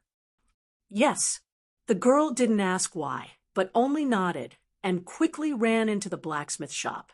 A few minutes later, she ran out with a small bag on her back. In addition to gold and silver coins, there was only a small amount of food and a water bag, and finally, a small hammer used for blacksmithing in her hand, and it seemed that she intended to use it as her weapon. Although she wasn't very smart, but she knew that she must not bring too many things with her when escaping, or else she would be caught by the enemy before long. Very good. As a newbie, you didn't bring any useless burdens. Andre nodded with satisfaction and praised with a smile. Chapter 479. Thank you for your compliment, but this is not my credit, but the teachings of the great Lord of Raging Flame. He has just instilled a lot of knowledge and information into my brain, and I can refer to it at any time. Fiona immediately showed a fanatical expression as she spoke. Hearing the girl's explanation, Andre nodded thoughtfully. Well, in that case, he should have also taught you combat skills, right? Otherwise, you wouldn't be carrying a small hammer in your hand. As everyone knew, there was a special connection between priests and the god they served. When the priest prayed, the god would respond. Similarly, if the god had any tasks, he would also give the priest hints through dreams. Generally speaking, in order to maintain the balance of power within the church, the god would not raise the level of a priest for no reason, nor would he easily impart a large amount of knowledge to a priest alone. However, the situation of the fire elemental prince, Aesop Desser, was somewhat different. Due to being isolated from the material world for a long time, the number of his priests was getting fewer and fewer.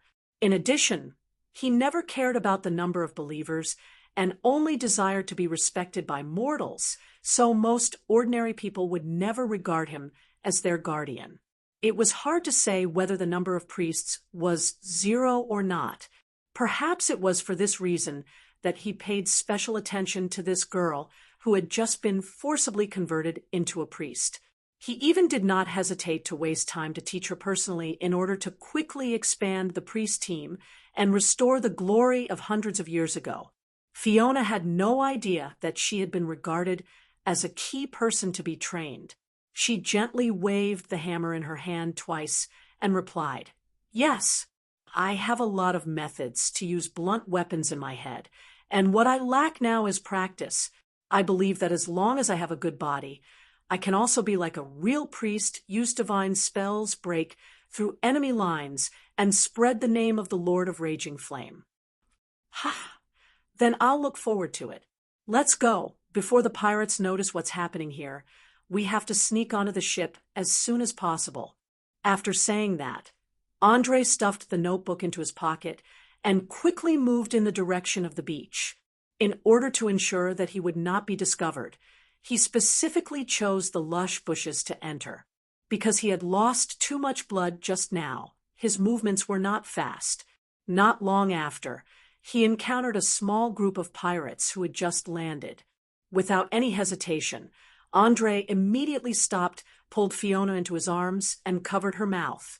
At the same time, he put a finger on his lips and made a silent gesture.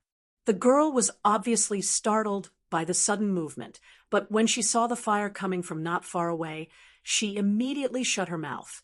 She hugged Andre's waist with one hand and the hammer in her other hand, trying to completely hide herself.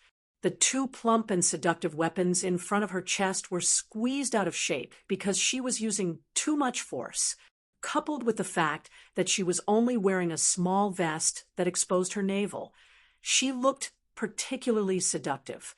The 2 of them were so close together that they could easily feel each other's body temperature, breathing, and heartbeat. After all, they were young men and women with normal physiology, and because they were sweating from running just now that they were so close together, it was natural for them to have some physiological reactions. Especially Andre, who had already tasted the taste of a woman. A certain part of his body began to fill with blood, and soon pressed against the other party's lower abdomen. Fiona obviously knew what it was. Her body instantly became a little stiff, and she subconsciously bit her lower lip. A faint blush appeared on her wheat-colored face, and her eyes were almost dripping with water. She was full of shyness, but there was no rejection, which quickly ignited a ball of lust in Andre's heart.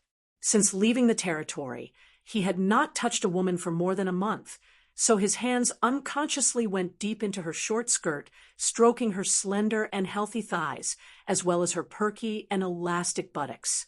The atmosphere suddenly became ambiguous. Just when this pair of dry firewood was about to ignite the passion, the swaying pirates finally came nearby. These guys were all holding torches, looking around vigilantly. One of them, who was the leader, used a curved sword to hack the grass, and cursed loudly while gnashing his teeth. Damn it! These bastards were so busy having fun that they forgot Captain Kent's order. And now we have to go ashore to search. That's right. I found several women's corpses near the wooden house in front, and they killed them after they had enough fun. They didn't think about us who stayed on the ship. Sigh, what a pity. Those women were quite young. If it wasn't too bloody, I could still put up with it. Another pirate angrily agreed. It had to be said that this guy was quite perverted. He could actually talk about corpses, as if nothing had happened. And from the reaction of the other pirates, it seemed that they did not care about it at all. All right, don't talk nonsense. Hurry up and cheer me up. Quickly find the people. I don't want to be whipped when I return late. The leader of the pirates loudly berated. Hee, don't worry. Even if Captain wants to use flogging, it will definitely not be us, but these idiots who forgot the order. That's right. I dare to bet this time there will be at least 5 people hanging on the mast with their heads down. Ha. I bet a gold coin. The number of people must be more than 10. Captain Kent has always hated subordinates who do not listen to orders. This time someone will suffer. I bet 2. I bet 5. For a moment, the pirates suddenly took out their gold coins and began to gamble, not noticing that there were 2 bright eyes watching them in the darkness. Although Andre had long heard about how bad the discipline of the pirates was, after seeing it with his own eyes today, he realized that he still underestimated the free and undisciplined nature of this motley crew. It was no wonder that they had gathered so much wealth, manpower, and warships, but were beaten back to their original state in the naval battle with Lincoln City time and time again. They could only hide in the Sardinia Islands and do the business of looting. Even if they occasionally broke into a small city, they would just plunder and retreat with no intention of expanding. It was not that the previous pirate kings did not have foresight, but they really could not pull out an army that could be used to maintain order, let alone control the pirates' crazy behavior of killing, robbing, raping, and fireproofing. When they had enough, the entire city would be completely turned into ruins, and there was no value in occupying it at all. Seeing that the other party was like a child's play and actually started gambling during a mission, Andre naturally did not intend to be polite. He gently pushed away Fiona, who was sticking to him, and at the same time made a gesture to calm down. He tiptoed and carefully approached the guy closest to him from behind. He just happened to have a ball of fire burning in his heart, so he planned to use killing to distract himself. Otherwise, he might not be able to control himself and launch an intense field battle. Chapter 480. Although the Rogue Blade Master was not a master of stealth and hiding like the Rogue Blade Master, he still had some similar characteristics to the Rogue Blade Master. Coupled with the skills he had honed in the Dark Forest, he was able to sneak up on them without alerting anyone. Without any hesitation, Andre covered his target's nose and mouth from behind. Following that, he used the manganese steel rapier he had just obtained to pierce his opponent's brain stem. He then gently placed him on the ground. The entire process took less than 2 seconds, and not a single sound was made. After killing a pirate, he did not choose to stop. Instead, he continued to approach his second target. As the sky was completely dark, most of the pirates' attention was attracted by the gambling. They did not notice that the number of people in the team was decreasing. In the end, only a few pirates were left in a circle counting their winnings. One must know that sailing on the sea was a very boring thing. Often, they would not see the shadow of other ships for several days. Not only did they have to constantly work hard, but there was also no entertainment. Thus, they would more or less develop a lot of bad habits, such as drinking, smoking, gambling, and so on. Especially the last one, it could be said that everyone knew how to do it. As long as there was an opportunity, these boorish sailors would gather together and use anything, including dice, to gamble. They would not stop until they had lost their last copper coin. Just as Andre was about to finish off the last few pirates, the leading pirate suddenly stopped his movements. He raised his head and sniffed his nose vigilantly. In an instant, his expression changed drastically. He shouted at the top of his voice, "Alert! Enemy! Where? Damn it! I can smell blood! Be careful! There's an assassin around us." In a short span of 10 seconds, the remaining pirates quickly reacted. They raised the torches in their hands and looked around, trying to find the enemy hiding in the surroundings. Seeing this scene, Andre could not help but sigh inwardly. He knew that his sneak attack would end here, so he stood up and walked out of the darkness with graceful steps. He bowed slightly to the other party. "Everyone, good evening. I didn't think that there would be someone with such a sensitive nose that could detect the smell of blood and death in the sea breeze. I wanted to give you a quick death, but I'm afraid I can't do that now." After saying that, a strange smile appeared on his face. He raised his hand and snapped his fingers. Pa! Fiona, who was hiding not far away, did not say a word. She raised the flintlock in her hand, aimed at the crowd, and pulled the trigger immediately. Bang! Bang! Accompanied by the flames, loud noises, and white smoke, the 2 unlucky fellows fell to the ground. One of them had a big hole in his chest and died on the spot, while the other's left shoulder was badly mutilated. The simple leather armor didn't protect him at all. He fell to the ground and let out a painful howl. After the successful attack, the girl with 4 guns didn't stop. She quickly put the empty gun back into her belt and pulled out the other 2 guns. She aimed at the enemy and pulled the trigger. Bang! Bang! Another 2 loud bangs rang out, and 2 more of the remaining 3 pirates fell. This time, no one died on the spot, but their thighs were severely injured, and they couldn't even stand up. Ah! Devil! A demon's weapon! The leader of the pirates saw his men inexplicably fall down one after another. His spirit was greatly stimulated. He shouted and threw down the torch, turned around, and ran. He was afraid that if he heard another gunshot, he would also fall to the ground. However, he had apparently forgotten that running around in the dark like a headless fly was a very dangerous thing, especially on a tropical island where there were as many vines and plants as there were hairs on a cow. After running for a few steps, he tripped and fell. Devil? Ha ha ha ha! How dare you say that? Look at those wooden houses that were burned by you, and look at the innocent residents who died tragically. Who is the devil? I hate trash like you, who only know how to destroy but don't create any value. So, go to hell! As Andre spoke, he quickly rushed forward.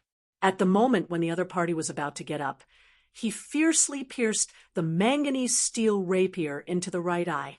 Not only did it destroy the brain, but it also pierced through the skull and came out from the back of the head, bringing with it a large amount of dark red blood and white brain matter.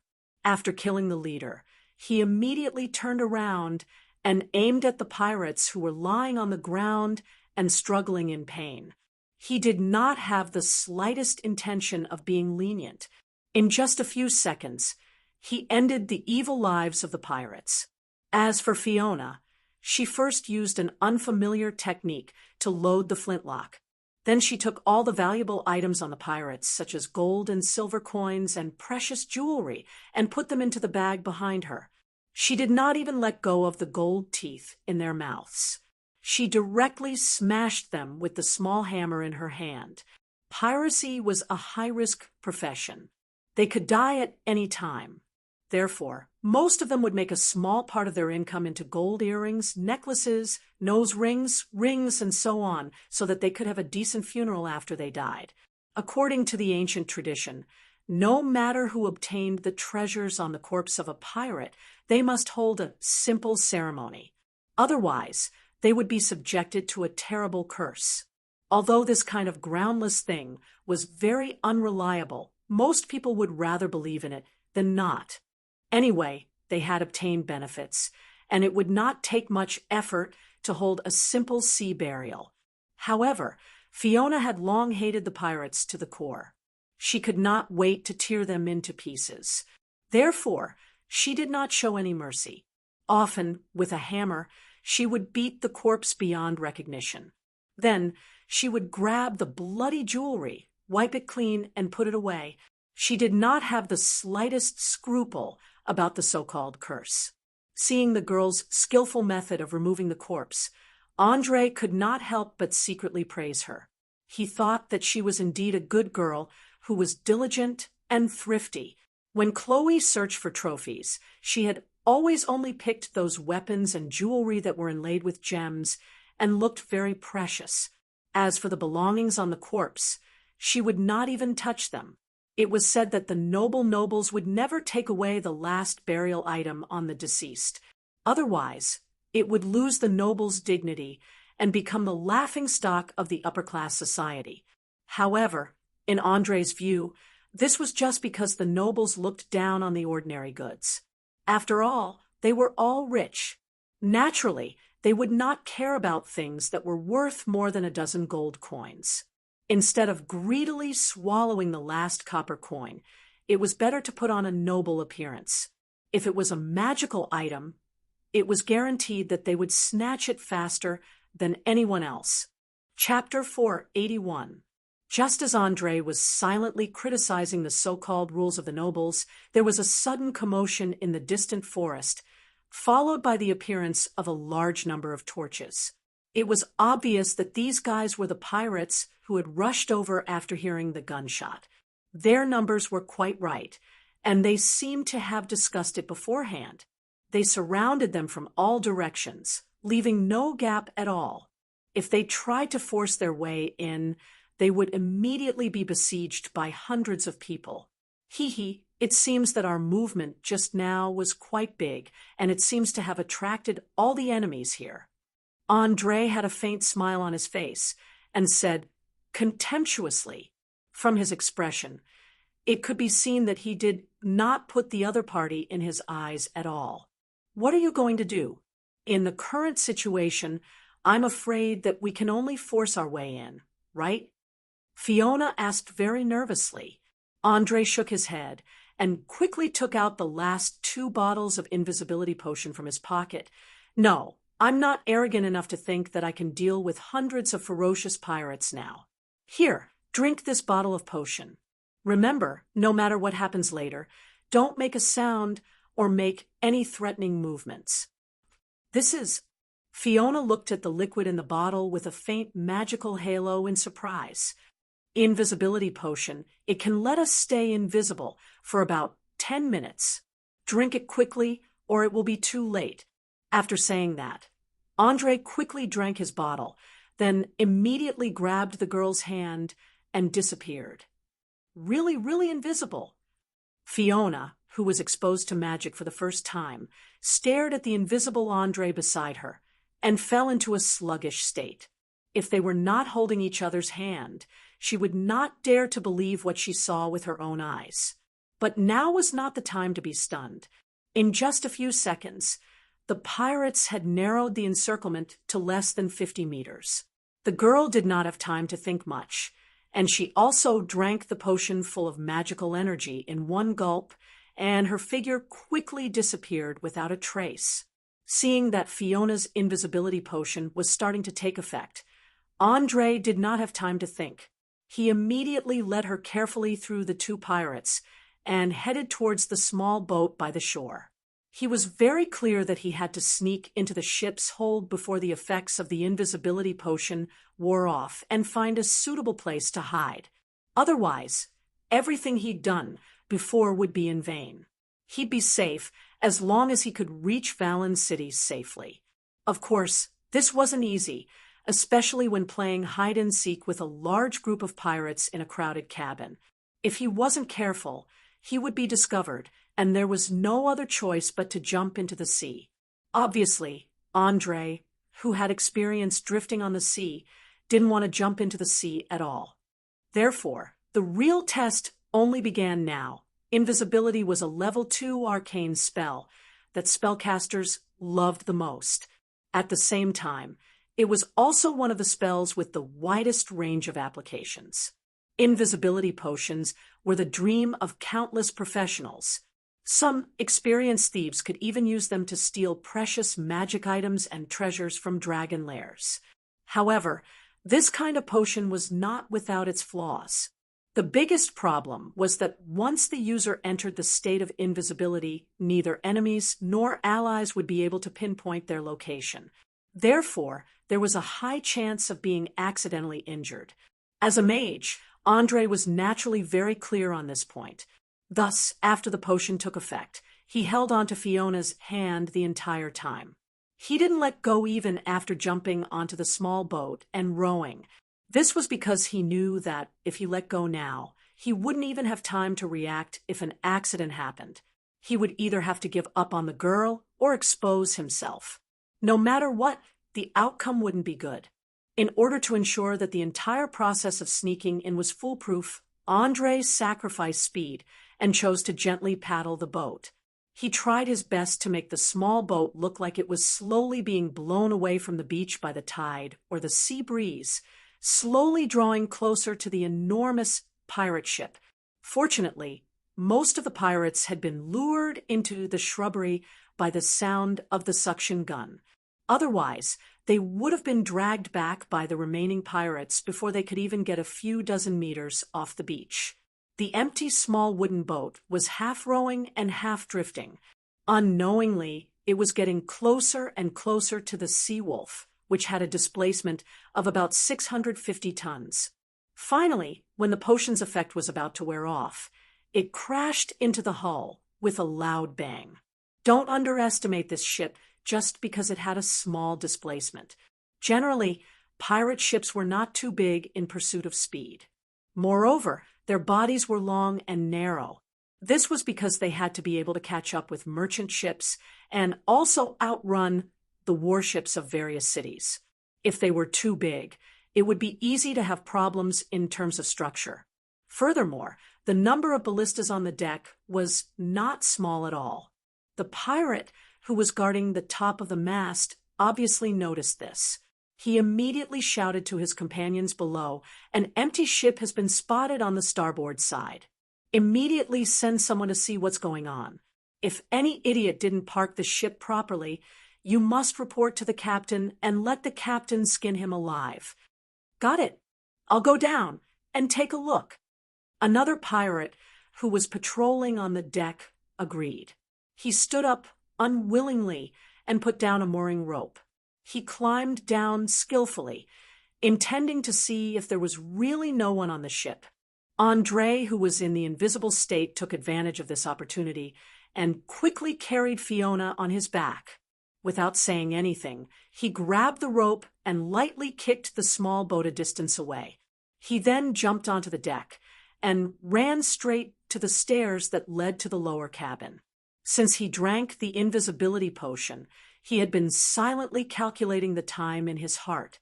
In less than a minute, the two of them would be exposed on the deck where there was no place to hide. It was undoubtedly suicidal. Just when the two of them had just entered the cabin, the pirate who was in charge of checking the small boat suddenly realized that he was getting further and further away from the sea wolf.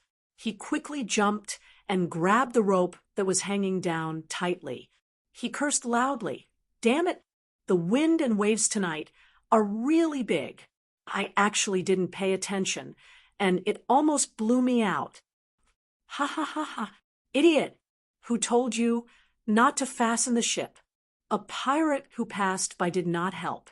Instead, he opened his mouth wide and revealed a mouthful of yellow and black teeth. He was gloating. To them, anything that could mediate their boring lives could be used as a joke. This time was no exception. "Bullsh *T. Quickly pull me up. I don't want to get myself wet in the middle of the night. Hee hee. Buddy, I'm sorry.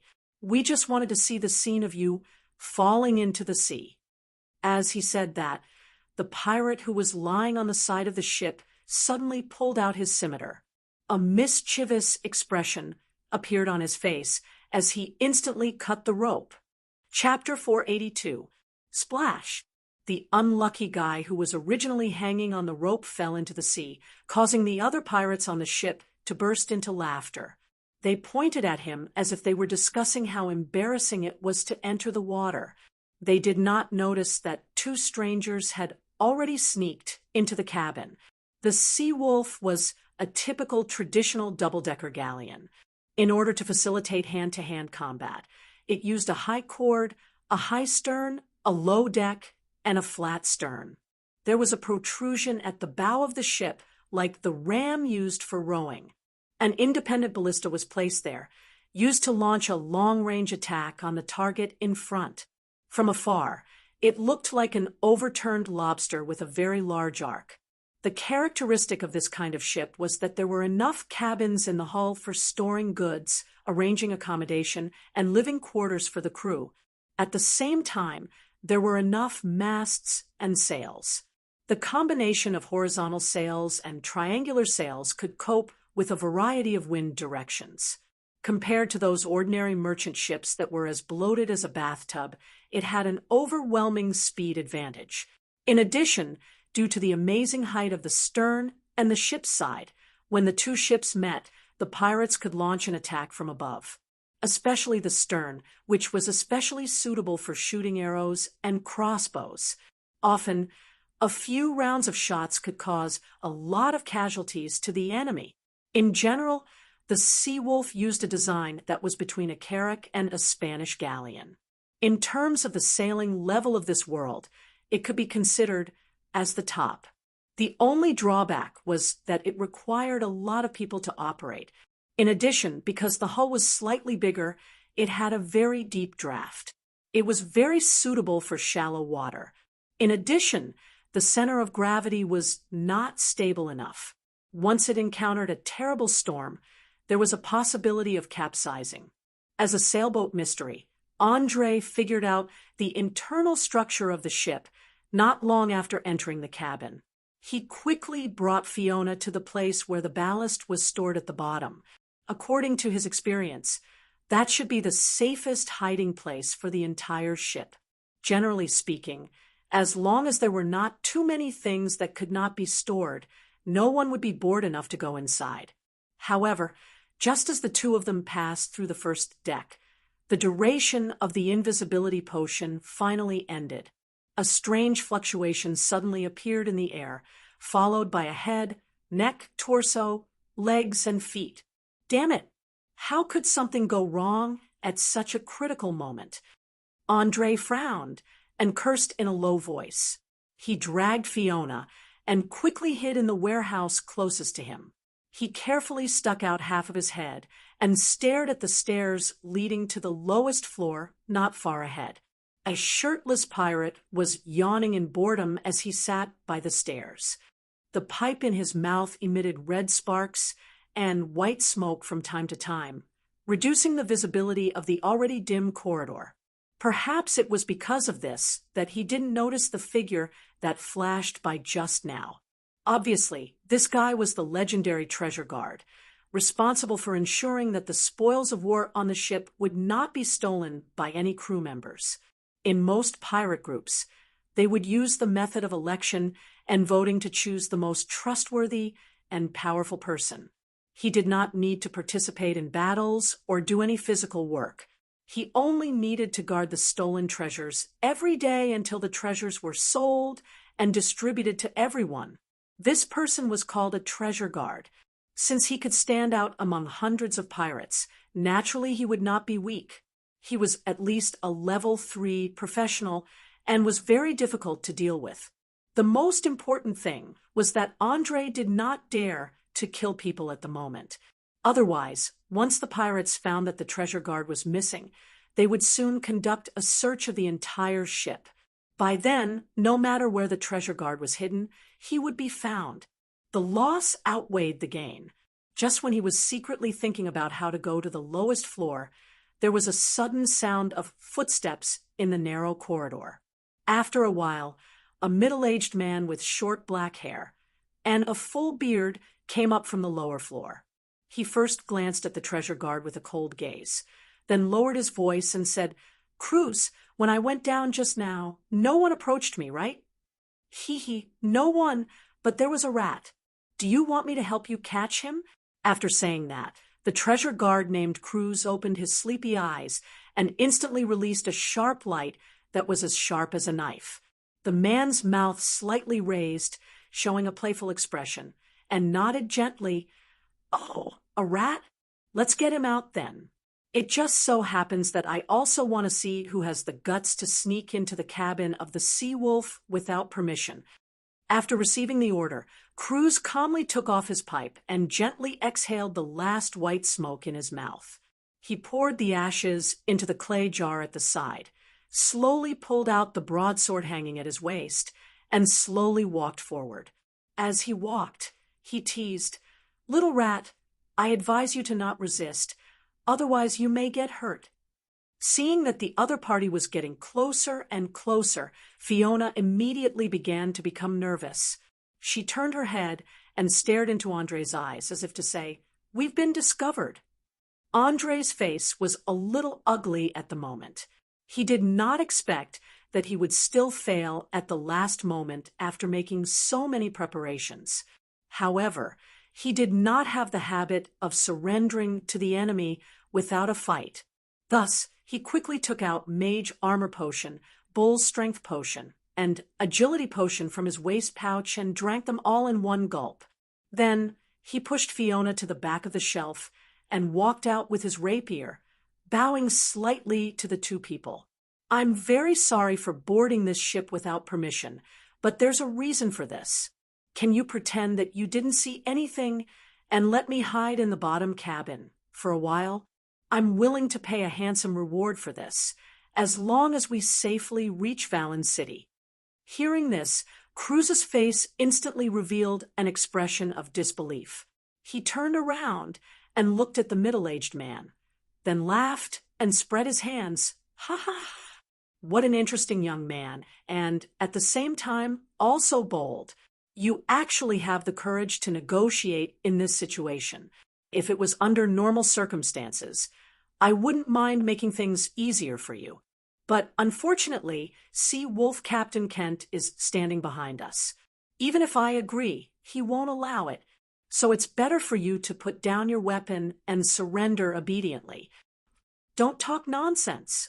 Hurry up and catch him. Don't be careless. Don't you see that he's holding Neil's weapon?" The middle-aged man called Kent urged in a low voice. Chapter 483. As the supreme leader of this pirate ship, he could recognize the exquisite patterns and gauntlets on the thin sword at a glance. He knew that it was his vice-captain's most beloved sword. Now that it had fallen into the hands of another person, there was only one possibility, and that was that the vice-captain was seriously injured or dead. Otherwise, it would not have become someone else's spoils of war. The vice-captain's weapon? Cruz was shocked. He stared at the rapier with his eyes wide open. Soon, his cynical expression was replaced by seriousness and vigilance. As a pure swordsman, He knew Neil's level of swordsmanship better than anyone else. It was not an exaggeration to call him a master, especially when combined with the rogue swordsman's special ability. Crafty strike, even a high-grade fighter above level 10 would inevitably suffer a great loss. Now that the young man in front of him was holding the vice captain's favorite weapon, it meant that he must be dead. Whether he was killed by a sneak attack, a plot, a trap, or a head-on battle, it meant that the young man had a way to kill a professional above level 6. If he was not careful, he would probably be the next to die. Pirates were not knights and nobles full of honor. They did not mind the so-called despicable means. As long as they could achieve their goal, they would even give their wives to the young man. In fact, they advocated strategy more than anyone else. They liked to exchange the smallest loss for the biggest victory. Otherwise, every time they robbed, they would suffer heavy casualties. It would not be long before the pirate ship and its captain became notorious, and they would not be able to recruit enough crew members. Boy, although I don't know what method you used to kill Vice Captain Neil, it won't work on me. After saying that, Cruz pulled out a round shield the size of a human face and put it on his wrist like a magic trick. Although he was full of confidence, he was very careful in his actions. He even took out a small round shield that could block flexibly. He was definitely the most difficult opponent to deal with. As everyone knew, the lighter and shorter the weapon, the faster it would be to use it. For example, a short sword or a dagger would always be much faster than a long sword. It was very suitable for blocking and parrying. The same principle applied to shields. Although a tower shield could cover more than 80% of the body area, it was too heavy. It was not an ideal shield in close combat. Most of the time, it was good for blocking arrows. If it was used in close combat, it was purely an act of seeking death. Not to mention, the weight alone was enough to consume more than half of the physical strength of the wielder, not to mention the need to raise it to block.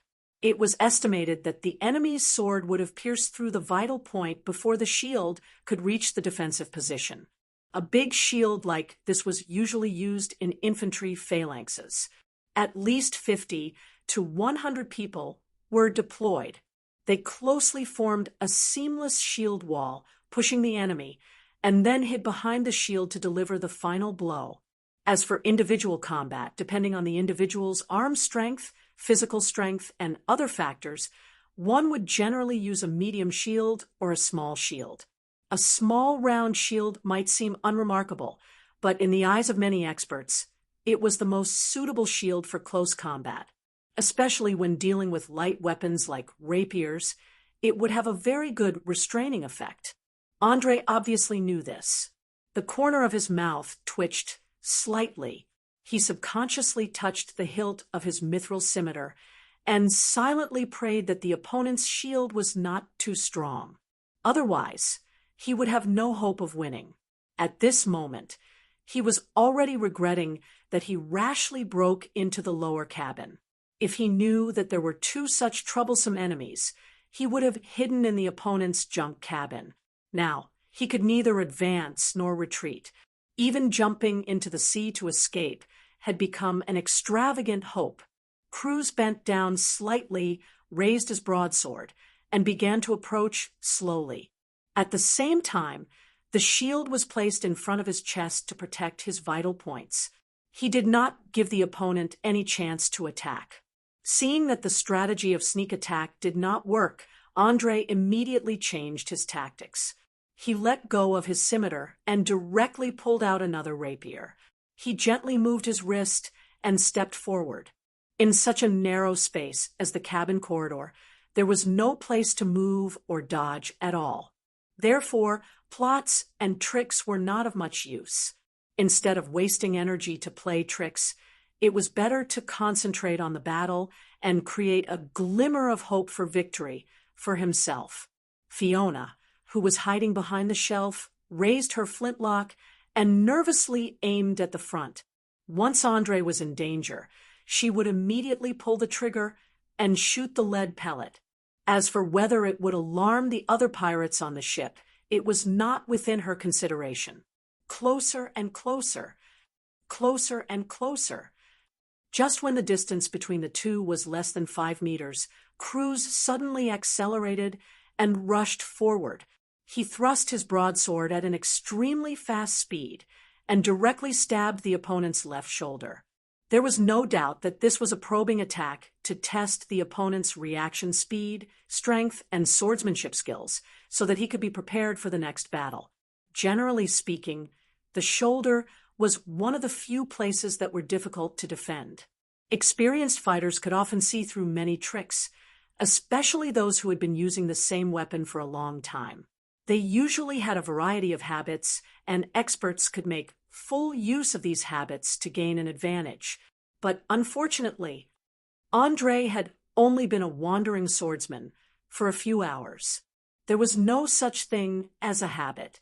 Even when he was in Lonely Mountain Town, the most commonly used weapons were spears and javelins. It had nothing to do with swords. He directly crossed his rapier and blocked the broadsword. Then he lifted his leg and kicked the opponent's knee. Thump! Cruz instantly knelt on one knee. His face was full of disbelief. He could not believe that someone dared to make such an arrogant and bold attack in a swordsmanship contest. Did he not know how to write the word death? Legs were equivalent to the roots of a big tree for a fighter. Those who had undergone professional training would not easily jump or kick because it meant that their lower body was unstable. Once they suffered a fatal attack and were unable to react in time, they would either be pierced by a sharp blade or die from a heavy blow from a blunt weapon. Fighting scenes like those in movies and animes would never exist in a real battle unless there was no gravity. Otherwise, it would be a live target. However, André could not care so much now. He immediately waved his rapier and launched a series of stabs in an attempt to penetrate the opponent's defense. But the small round shield, made of unknown materials, perfectly blocked every attack. Even the manganese steel rapier, mixed with fine gold, could only leave a dent of less than 2 millimeters on the surface. Chapter 484. Damn it!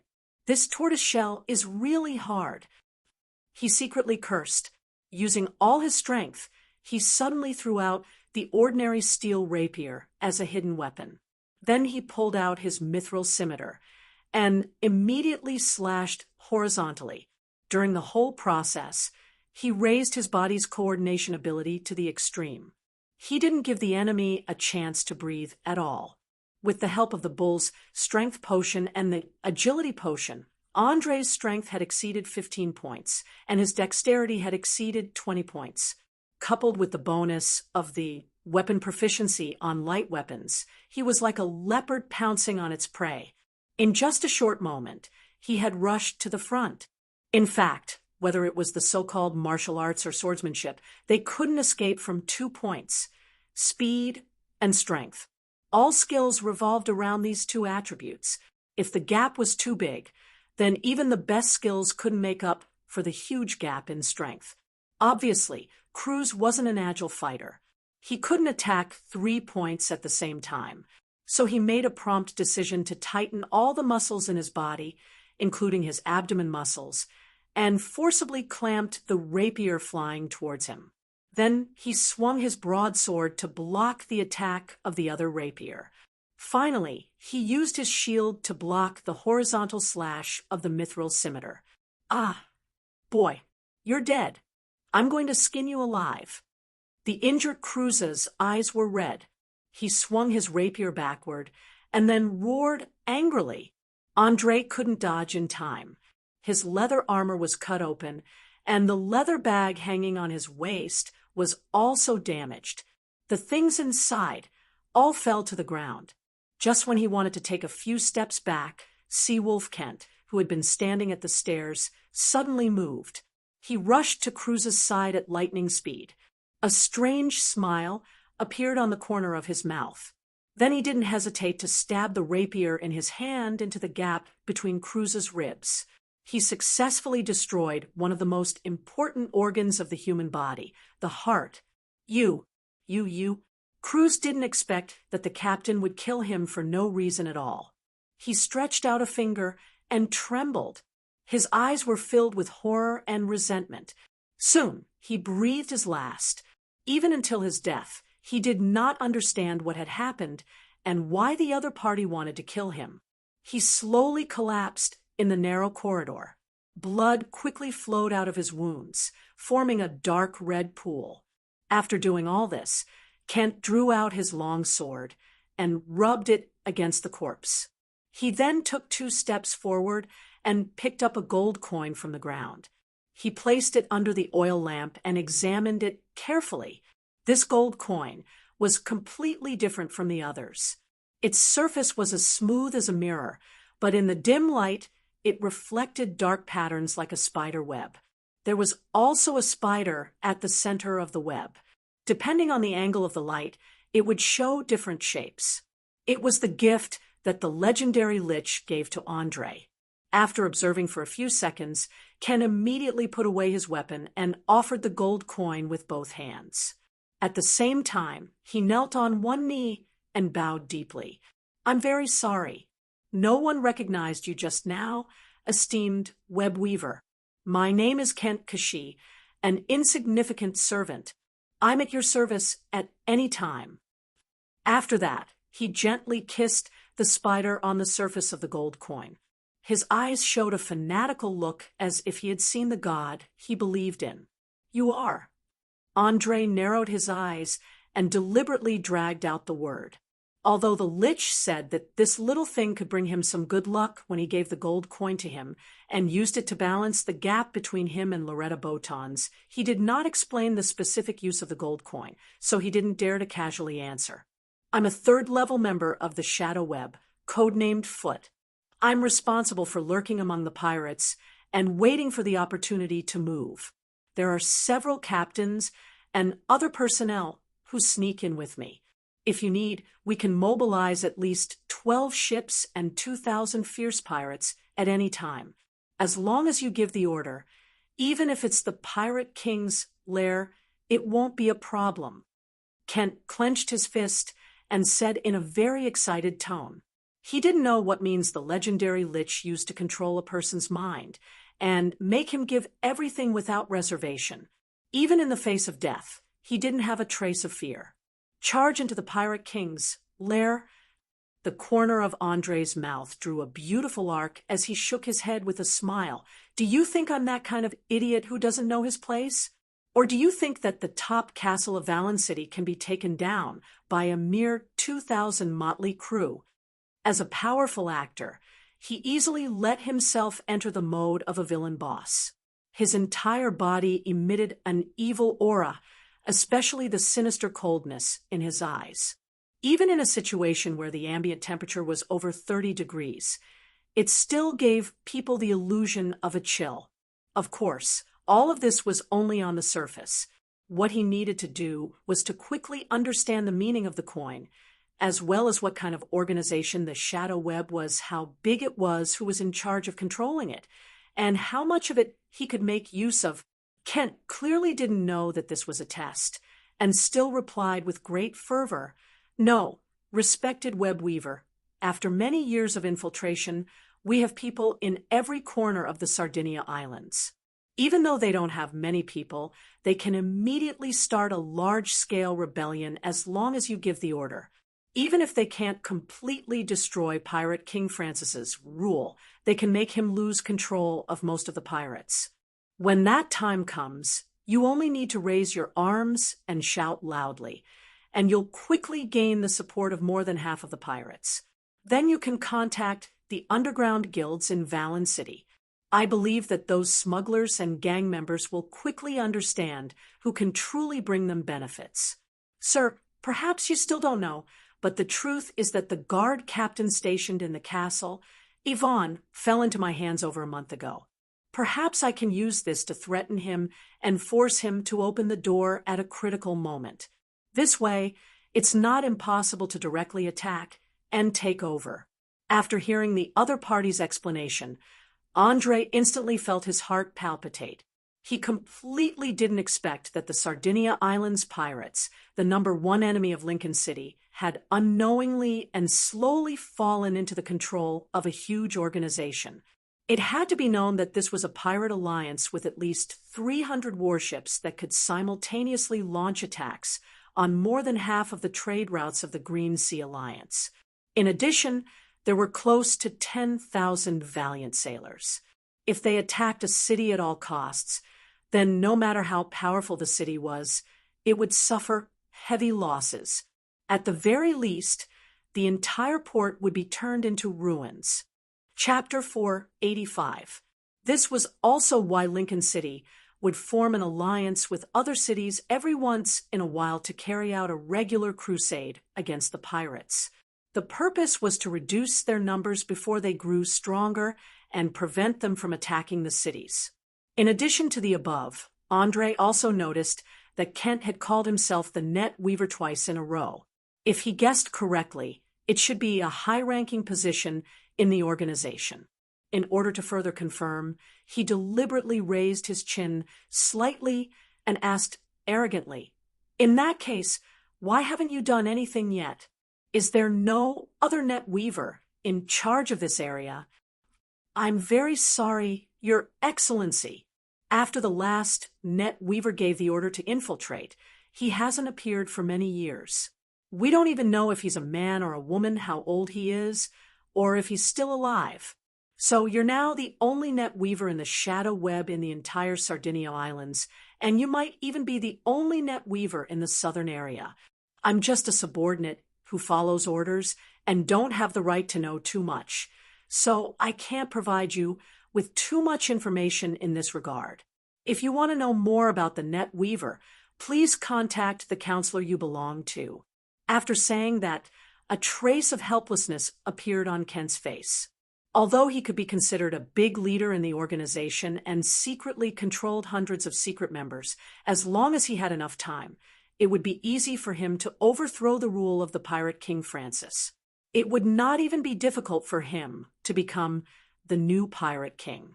But it was a pity that the shadow web was not an amusement park where you could come and go as you pleased. Once you joined, you could not leave for life. Sometimes even the entire family would be implicated and become a member for generations. If anyone dared to betray or act without authorization, it was very likely that they would be beheaded immediately before the plan was ready, because the shadow web used multiple organizational structures. This also meant that a lowly pawn was likely to be an expert in disguise, specifically in charge of supervising and cleaning up traitors. No one knew who exactly it was. However, there was one thing that could be confirmed. After joining the organization for so many years, Kent had never seen any disloyal person who could live for more than 3 days. Therefore, he did not want to use his head to test who exactly was the liquidator of the Sardinia Islands. Andre noticed the flash of fear in the other party's eyes and quickly realized that the Net Weaver was probably a very high position, and the counselor should be referring to the legendary Lich.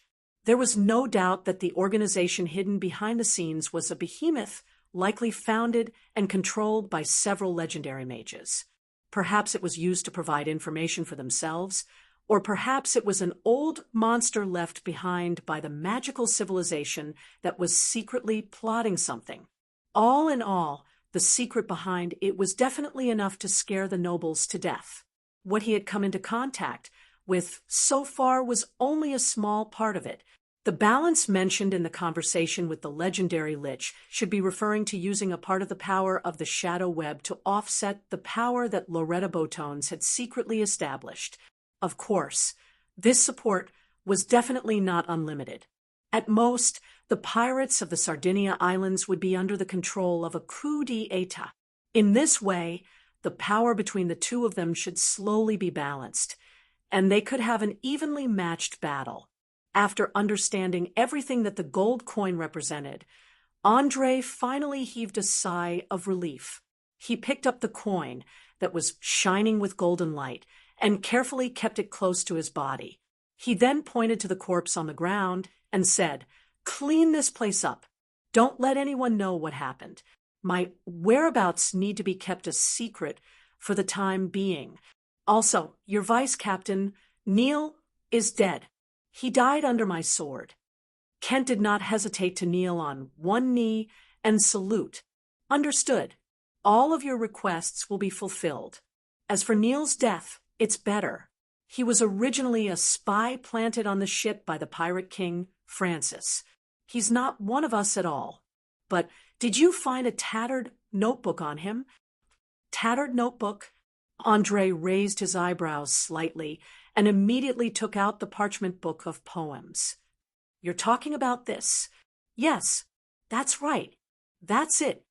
Kent obviously recognized this thing. He stood up excitedly and stared at the lame poem recorded on the parchment, full of greed and possessiveness.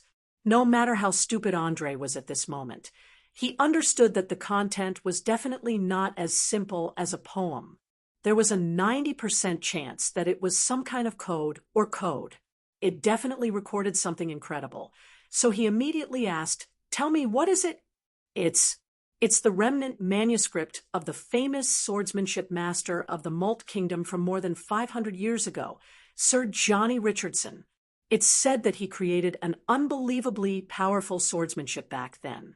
Even the fierce legendary Green Dragon, Milt's Poison Cloud, could not escape the fate of being beheaded. He was the greatest legendary warrior in modern human history, a weapon master, a dragon slayer, a giant killer. According to historical records alone, he had killed more than tens of thousands of creatures. His swordsmanship had reached the point of perfection. He could defeat an entire orc army by himself, and he wouldn't feel tired even if he fought for 3 days and 3 nights. He was a living legend, a swordsmanship master who stood at the peak of warriors, a monster who had grasped the pinnacle of killing techniques. Neil relied on deciphering a portion of the manuscript's contents to leap from a normal person to a 6th-rank wandering swordsman and comprehend his own battle techniques. If one were to disregard physical fitness and other factors, just in terms of swordsmanship alone, he was definitely the strongest person in Valen City. Even I, a 5th-rank warrior and 3rd-rank barbarian, would find it difficult to gain any advantage in a head-on battle. Kent replied with unusual excitement. His current mental state was as if his brain had received some kind of stimulation and entered an overly excited state. Large amounts of blood vessels even appeared on his eyes, and his breathing also became hurried. Master Swordsman Johnny Richard Turner? Hearing this name, Andre couldn't help but reveal a trace of surprise on his face. One had to know that as a mage who liked to read when he had nothing better to do, he had found many mentions of this swordsmanship master in many books, or more accurately, in historical records. He was hailed as the mentor of countless heroes, and one of the strongest warriors that had ever appeared in the material world. Just the disciples he had taught alone had crossed the threshold of legend, and there were more than 10 who had also become famous figures. Among them, there was no lack of founding monarchs. Chapter 486, clearly, as the manuscript that recorded his swordsmanship techniques, its value could not be measured by money. If the news were to spread, all the warriors of the Oleo continent would gather here within a month at most, fighting over Johannes Richard Turner's swordsmanship manuscript. There might even be a large-scale battle. Perhaps the word priceless was the best way to describe this tattered collection of poems. But what puzzled Andre was, where did Neil get this manuscript, and how did he decipher the password? As a typical conspiracy theorist, he didn't think that something so precious could be obtained so easily, not to mention the fact that the real content was covered up with lame poems. Without the help of magic, it would take decades for a normal person to decipher the secrets. Thinking of this, he pointed at the notebook in his hand and said, "Tell me everything about it. Try to be as detailed as possible." Kent resisted the urge to rush forward and grab the manuscript. He took a deep breath, suppressed his restless emotions, and explained in a low voice, "Sir, I'm afraid this story started more than 10 years ago. I heard it from another person by chance. Whether it's true or not, I can't be sure, so please don't take it too seriously, because it does sound a little preposterous. Even I don't really believe it. It's just that Neil's swordsmanship is a little too powerful, and it seriously doesn't match his profession level. Since I can't find any other reason, I can only take it as true for now. It doesn't matter. Just tell me what you know, and I'll judge whether it's true or not. Do you think that, as a foot, you're smarter than me as a web weaver?" Andre narrowed his eyes, and his tone suddenly became stern. At the same time, he used the mithril scimitar in his hand to lift Kent's chin, releasing a faint murderous aura from his body. Kent felt a cold touch on his skin, and a row of sweat appeared on his forehead. He quickly waved his hand. "No, please don't misunderstand. You're a noble web weaver. How dare I have such blasphemous thoughts?" As a high-ranking leader of the Shadow Web, he knew how big the difference between a foot and a web weaver was. It could even be described as a moat. The former was just a person in charge of a certain area or a special project, while the latter was a trusted aide of the highest counselor. They often controlled a huge intelligence network, and as the name suggested, they hid in the dark to weave a large net of conspiracies. They had the right to kill the lower-ranking members, and could even cause a rebellion to topple a country. In fact, the Shadow Web had secretly controlled many important members of the kingdoms and cities. However, in order to avoid alerting the gods, they had always been in a state of concealment. Only when the higher-ups gave the order to act would these conspiracies slowly surface. It looked like a conflict that had accumulated to a certain extent and suddenly erupted. Although Andre looked very young, Kent didn't dare to judge him by his appearance. He knew that there were many ways in the world to change or hide one's age, body shape, appearance, gender, and so on. The handsome young man in front of him might be from a special race that was older than his grandfather's grandfather. Similar situations were not uncommon in the Shadow Web. Is that so? Andre smiled non-committally as he sheathed his saber back into its scabbard. Soon, he put on a harmless smile and said, "Very well. Let's talk about the origin of this manuscript. Don't hide anything from me. Otherwise, I can't guarantee that I won't use other means. You understand?" "Understood." Kent nodded quickly. He was already a little scared by Brendel's temperamental behavior. He didn't even dare to say a word. Seeing that his goal was achieved, Andre didn't continue to intimidate him.